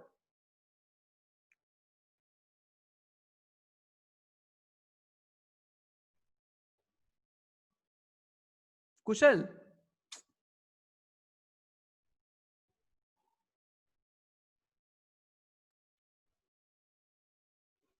भैया डीम्ड अप्रोप्रिएशन क्या होता था, एक बार बोल दीजिए ना फिर से। डीम्ड अप्रोप्रिएशन मतलब लॉ मान लेता है कुछ केसेस में, तीन सिचुएशन थे, बायर को डिलीवर कर दिया गुड्स तो डीम्ड अप्रोप्रिएशन हो गया गुड्स का, कुरियर या कैरियर वाले को दे दिया मान लिया जाएगा, किसी को बेली दे दिया, मैंने आपके पड़ोस में गुड्स को डिलीवर करवा दिया, पड़ोसी ने आपके बिहाफ पे गुड्स को रख लिया है, डीम्ड अप्रोप्रिएशन हो जाएगा। तीन सिचुएशंस में होते हैं। डीम्ड अप्रोप्रिएशन मतलब बेच दिया। डीम्ड अप्रोप्रिएशन मतलब लॉ अप्रोप्रिएशन, अनसर्टेन गुड्स को अप्रोप्रिएट करते हो तो लॉ तीन सिचुएशन में मान लेगा कि भैया अप्रोप्रिएशन हो चुका है। तो ये तीन सिचुएशन है, बायर को मैंने पोजेशन दे दिया गुड्स का, मैंने किसी उसके बिहाफ पे बेली को दे दिया, या फिर कैरियर या ट्रांसपोर्टर को मैंने प्रोवाइड कर दिया, ठीक है।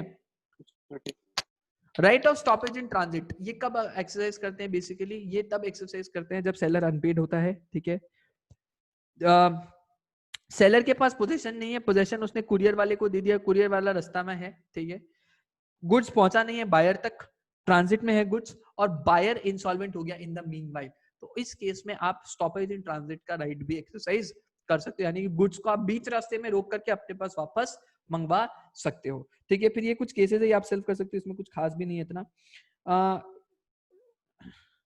इफेक्ट ऑफ सबसेल और प्लेज बाय द बायर, अगर बायर ने गुड्स को आगे सबसेल कर दिया है, आगे प्लेज कर दिया है, तो इस केस में देखो ये चीज इंपॉर्टेंट है, इसका मैंने चार्ट भी बनवाया था, इसका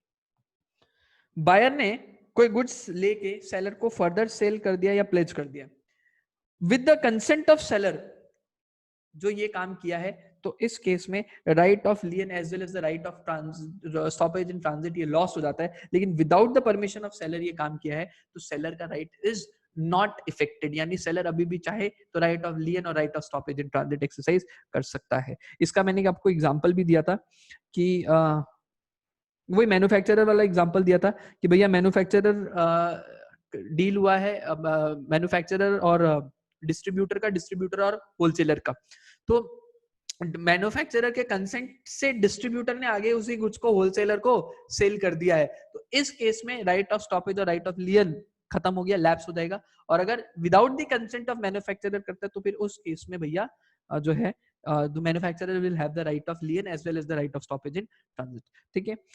effect of stoppage, the contract still remains in force, भैया ध्यान रखना, अगर stoppage in transit exercise कर लिया, अगर बायर रेडी है प्राइस पे करने के लिए, मैंने आपको गुड्स भेजना था, रास्ते में है गुड्स पहुंचा नहीं है, मैंने right of stoppage in transit exercise किया है, आप बायर हो, अगर आप मुझे पे कर देते हो पेमेंट, तो भैया उस केस में कॉन्ट्रैक्ट अभी भी वैलिड रहेगा और मुझे आपको गुड्स वापस आगे डिलीवर करवाना पड़ेगा, ठीक है।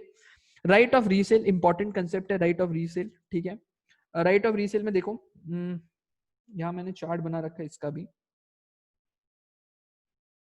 अगर गुड्स पेरिसेबल नेचर का है, गुड्स अगर पेरिशेबल खराब होने का नेचर का है तो seller will not be required to give any notice to buyer for intention of resale. लेकिन अगर कोई अदर नेचर का गुड्स है तो seller will have to give notice to buyer of his intention to resale. अगर वो notice देता है तो गुड्स में जो भी प्रॉफिट उसको मिला seller can retail the profit.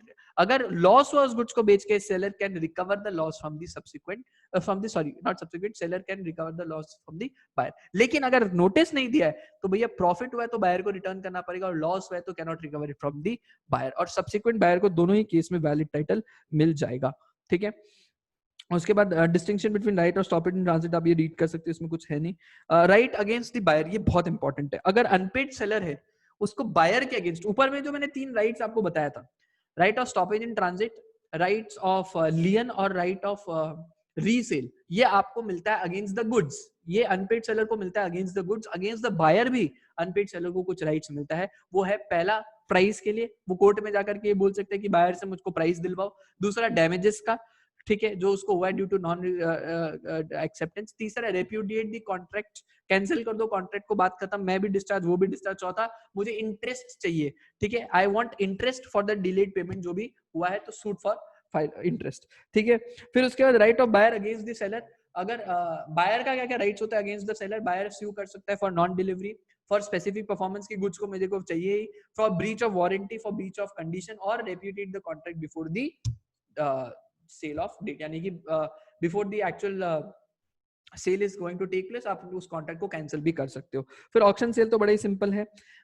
Auction cell मतलब आप लोगों ने देखा ही होगा कि गुड्स में बिडिंग होती है, बोली लगती है और सेल गुड्स को किया जाता है। तो that is govern by section 64 of contract act. उसमें कुछ रूल्स होते हैं। अगर गुड्स लॉट में सेल हो रहा है, मान लो मैंने कोई एक स्पेशल क्वालिटी का राइस मंगवाया है, ठीक है, 100 किलो है और मैं 10-10 किलो के लॉट में उसको सेल कर रहा हूँ, तो हर लॉट पे एक सेपरेट सेल माना जाएगा।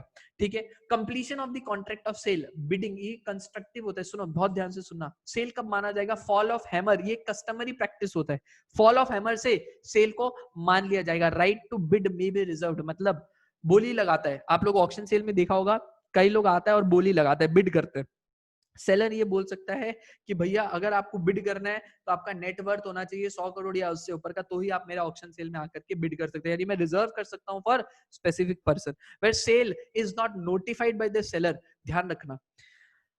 नॉर्मली क्या होता है, सेलर खुद ऑक्शन सेल में कभी भी पार्टिसिपेट नहीं कर सकता, लेकिन अगर उसने नोटिफाई कर दिया, मतलब अगर उसने क्लियरली अनाउंस कर दिया है कि I am going to bid, तो उस केस में seller can participate in the auction process. Reserved price मतलब आपका एक मिनिमम प्राइस फिक्स किया जाता है कि मेरा ये गुड्स है, मिनिमम प्राइस इसका 1000 रुपया है, इससे नीचे आप ऑक्शन कर ही नहीं सकते। प्री टेंडेड बिडिंग क्या होता है, मैंने आपको भी ये भी समझाया था। प्री टेंडेड बिडिंग मतलब क्या होता है, आप झूठ मूठ का बिडिंग कर रहे हैं, मतलब आप एक्चुअल में बिडिंग नहीं कर रहा है, आप झूठ मूठ का बिडिंग कर रहा है, दिखा रहा है। ऑलरेडी आपका सेटिंग है, मतलब मान लो एक ऑक्शन हुआ, गवर्नमेंट ने एक ऑक्शन करवाया, मैं, आप और आपका एक फ्रेंड, 3 जन गए उसमें ऑक्शन करने, और कोई नहीं, हम लोगों ने ऑलरेडी सेटिंग कर रखा था कि भैया मैं 10 बोलूंगा, तुम 15 बोलना, आपका फ्रेंड बोलेगा 20। फिर ऐसे करते करते जैसे ही 100 पहुंचेगा हम लोग उधर स्टॉप हो जाएंगे और 100 पे हम ले लेंगे। काम 80 रुपए का है, 100 पे हम ये काम को ले लेंगे, 20 रुपए का जो भी प्रॉफिट होगा हम आपस में बांट देंगे। मतलब हम लोग सेटिंग करके जा रहे हैं। तो फ्रॉड टाइप का है ना, unlawful बिल्कुल बिल्कुल, ये activity है। फ्रॉड टाइप का है। और कॉम्पिटिशन एक्ट एक 2002 मैंने बता रखा है, कॉम्पिटिशन एक्ट इसको प्रोहिबिट करता है। ये एंटी कॉम्पिटिटिव एग्रीमेंट होता है, इसका कोई वर्चस्व नहीं होता, वॉइड होता है ये।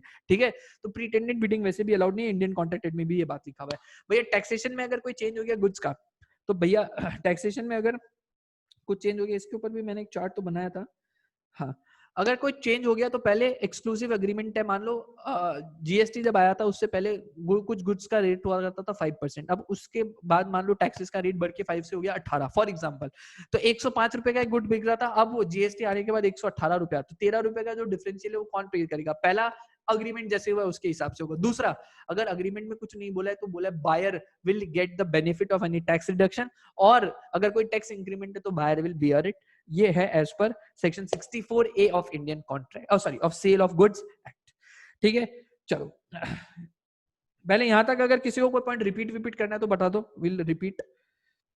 यहाँ तक तो कोई दिक्कत नहीं है, लेकिन मैं टेस्ट कब होगा इसका, सेल्स ऑफ गुड्स इसका का? टेस्ट, वेरी गुड क्वेश्चन, इसका टेस्ट कब होगा? इसका टेस्ट हम लेंगे आने वाले वीक के थर्सडे को, मैं आपको पेपर दे दूंगा।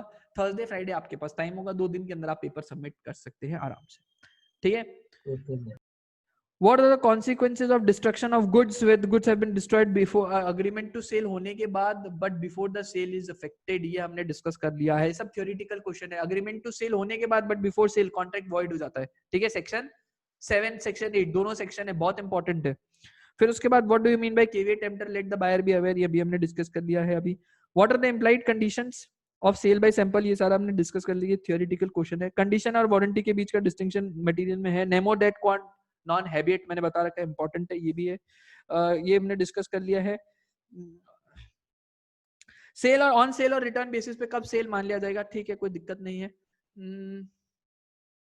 ऑन सेल और रिटर्न बेसिस के ऊपर ये केस ला इजी है, ठीक है. Explain the provision of unpaid seller right, ये अभी हमने डिस्कस किया ही है. No implied condition of quality of fitness, ये भी आज हमने डिस्कस कर लिया सारा. Destruction of goods consequences where the goods have been destroyed, agreement to cell but before the sale, वो ऊपर वाला question 7 8 section number 7 section number 8. अगर ऐसा कुछ हो जाता है after agreement to cell but before sale is effected, void होता है, ठीक है. अनपेड सेलर हमने अभी डिस्कस कर लिया है. कंडीशन एज टू मर्चेंटेबिलिटी, ये सारा डिस्कस कर लिया है. फिएट ऑनर वाला आज हमने सारा डिस्कस किया ही है. Appropriation of goods, uncertain goods का हमने सारा डिस्कस कर लिया है. Mr. D sold some goods to Mr. E on for 5 lakh for 15 days credit. Mr. D delivered the goods on due date. Mr. E refused to pay. State the position of right as per the Sale of Goods Act. भैया 55, 56, 56, 56 अभी जो हमने discuss किया था, ये वाला unpaid, अब वो बायर वाला का देखो, अभी जस्ट डिस्कस किया था हमने.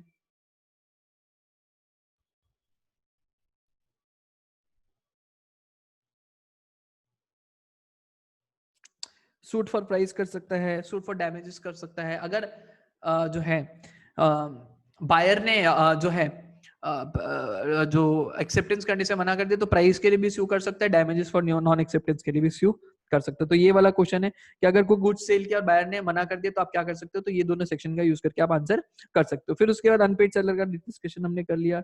State briefly the elements of the contract हो गया. Commits of breach of condition हो गया. Commits of breach of condition तो क्या क्या होता है, रिप्यूडिएट कर सकते हैं, डैमेजेस भी मांग सकते हैं. ये अभी हमने डिस्कस किया था. देखो कंडीशन ऑफ मर्केंटेबल क्वालिटी, वो जो केस डिस्कस किया था, एक वाइन का बॉटल उठाया और उसको ओपन करते ही वो फूट गया और इंजरी कॉज हो गया. तो ये एकदम सेम है. इसमें बस वाइन के बॉटल की जगह वो कोल्ड ड्रिंक का बॉटल उठाया एक मार्ट में और उसको उठाते थोड़ा सा उसको ओपन करने लगा तो वो बर्स्ट हो गया. तो भैया मर्चेंटेबल क्वालिटी है, ये ब्रीच ऑफ कंडीशन माना जाएगा. गुड्स मर्केंटेबल क्वालिटी का होना चाहिए, मर्केंटेबल क्वालिटी नहीं है, ये ब्रीच ऑफ कंडीशन माना जाएगा. सिमिलर केस तो मटेरियल में दिया हुआ है हमारा, ठीक है. फिर rules of acceptance of delivery, मैंने आपको अभी भी बताया, ये इंपॉर्टेंट है. Acceptance of delivery of goods का क्या होता है. फिर ये हमने सारा डिस्कस कर रखा है. सूरज सोल्ड हिज कार्स,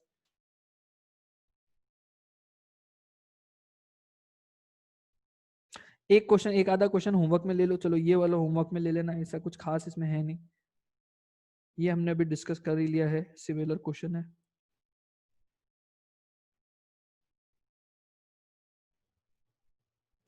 एक ये होमवर्क में ले लो, ये हमने ऊपर डिस्कस कर लिया है. क्या person other that non owner, क्या सेल नॉन ओनर सेल कर सकता है. Nemo dat quod had habet वाला जो पॉइंट है सारा वही आ जाएगा. फिर वुडवर्थ वाला हमने डिस्कस कर लिया. चलो तो दो क्वेश्चन मैंने आपको होमवर्क में दिया है. एक ये वाला जी गोल्ड गुड्स वाला और एक ये सूरज सोहन वाला,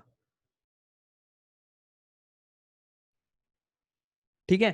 चलो so this finishes up our Contract Act. SOGA का भी पूरा रिवीजन भी कंप्लीट कर लिया हमने, कंप्लीट, और मॉड्यूल का जो क्वेश्चंस भी था क्वेश्चन बैंक का सारा हमने डिस्कस कर लिया, ठीक है. अब today's will and the session today, और कल हमारा कोई सेशन नहीं है, फिर हमारा कंप्लीट हो ही चुका है आज रिवीजन. तो टेस्ट इसका मैंने आपको बता दिया, थर्सडे को मैं पेपर दे दूंगा, फ्राइडे थर्सडे दोनों में से कोई भी दिन आप मेरे को पेपर दे सकते हो, ठीक है.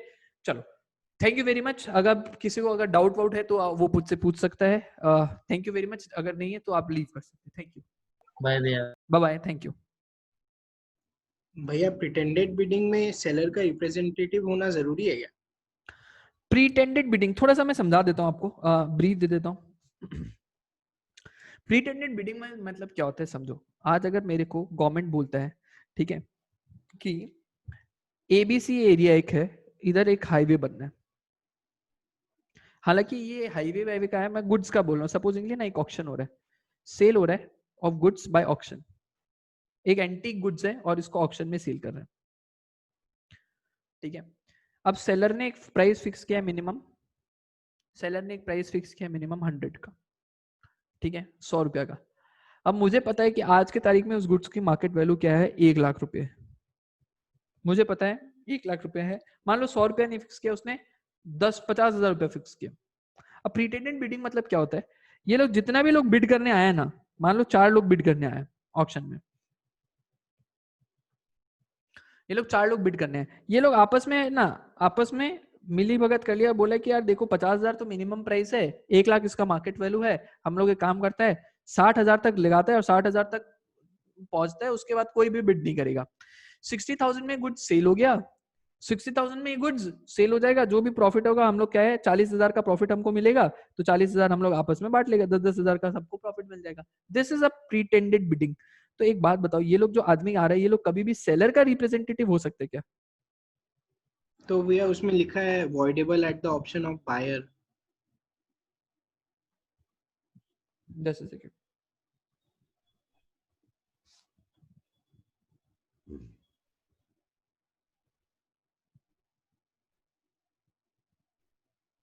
ये वाला केस है, देखो ये वो वाला केस है जहां पर मैंने आपको बताया, सुनो मैंने आपको ये बताया था कि ये प्रीटेंडेड बिडिंग को इसके साथ पढ़ना है। देखो ये वो वाला केस है जहां पर सेलर ने नोटिफाई नहीं किया। मैं आपको एक बार थोड़ा सा रिकैप करा देता हूँ ऑक्शन सेल वाला। मैंने आपको ये बोला था कि ऑक्शन सेल में जनरली जो सेलर है, he is prohibited himself to bid, क्योंकि ये अगर बिड करेगा तो ये सिर्फ जबरदस्ती का प्राइस बढ़ाएगा, ये सिर्फ जबरदस्ती का प्राइस इंक्रीमेंट करेगा, ठीक है, सो ही कैन नॉट बिड। लेकिन अगर ये नोटिफाई कर देता है तो ही हिमसेल्फ कैन बिड। तो मैंने आपको एग्जांपल भी दिया था बैंक वैंक का, मैंने कहा था एसबीआई है, एसबीआई को कोई प्रॉपर्टी मिला, अब एसबीआई का तो कई सारा डिवीजन चलता है, इंश्योरेंस का भी काम चलता है, बैंकिंग का भी चलता है, तो अब इसका इंश्योरेंस डिवीजन को ये बिल्डिंग खरीदना है अपने ऑफिस के लिए, तो भैया एसबीआई नोटिफाई कर देगा कि भैया मैं भी आकर के पार्टिसिपेट करूंगा और इसका ये डिवीजन वाला आकर के बिड में प्राइस करेगा, वैलिड कर सकता। लेकिन अगर सेलर जबरदस्ती अपना रिप्रेजेंटेटिव भेजता है, एम्प्लॉइज को भेजता है और सिर्फ उसका काम है बढ़ाने का प्राइस, तो इसको भी यहाँ पर अलाउ नहीं किया गया है। ये दोनों को एक साथ में आप पढ़ोगे, ठीक है। और अगर ऐसा कुछ होता है कि उसने बिड किया है, अब मान लो एक व्यक्ति है, दो व्यक्ति मिस्टर ए है और मिस्टर बी है। अब मिस्टर बी क्या है, सेलर का रिप्रेजेंटेटिव है जो प्रीटेंडेड बिडिंग कर रहा है, जबरदस्ती का प्राइस बढ़ा रहा है, ठीक है। इसने प्राइस प्लेस किया 1,75,000 रुपया, फिर इसने अपने को बढ़ा करके कर दिया 2 लाख रुपया, ये प्रीटेंडेड था, इंटेंड नहीं, प्रीटेंड किया था इसने, ठीक है ना, इसने बढ़ा के कर दिया 2 लाख, अल्टीमेटली गुड्स उसको बिक गया, सोल्ड टू मिस्टर ए, तो भैया इसके ऑप्शन पे अवॉइडेबल आ जाएगा। किसका डाउट था ये? बैंक का, ठीक है ना। हाँ भैया, और बताओ। बस हो गया भैया। चलो ठीक है फिर, थैंक यू वेरी मच, मुलाकात होगी आपसे अगले हफ्ते। Thank you very much, bye bye.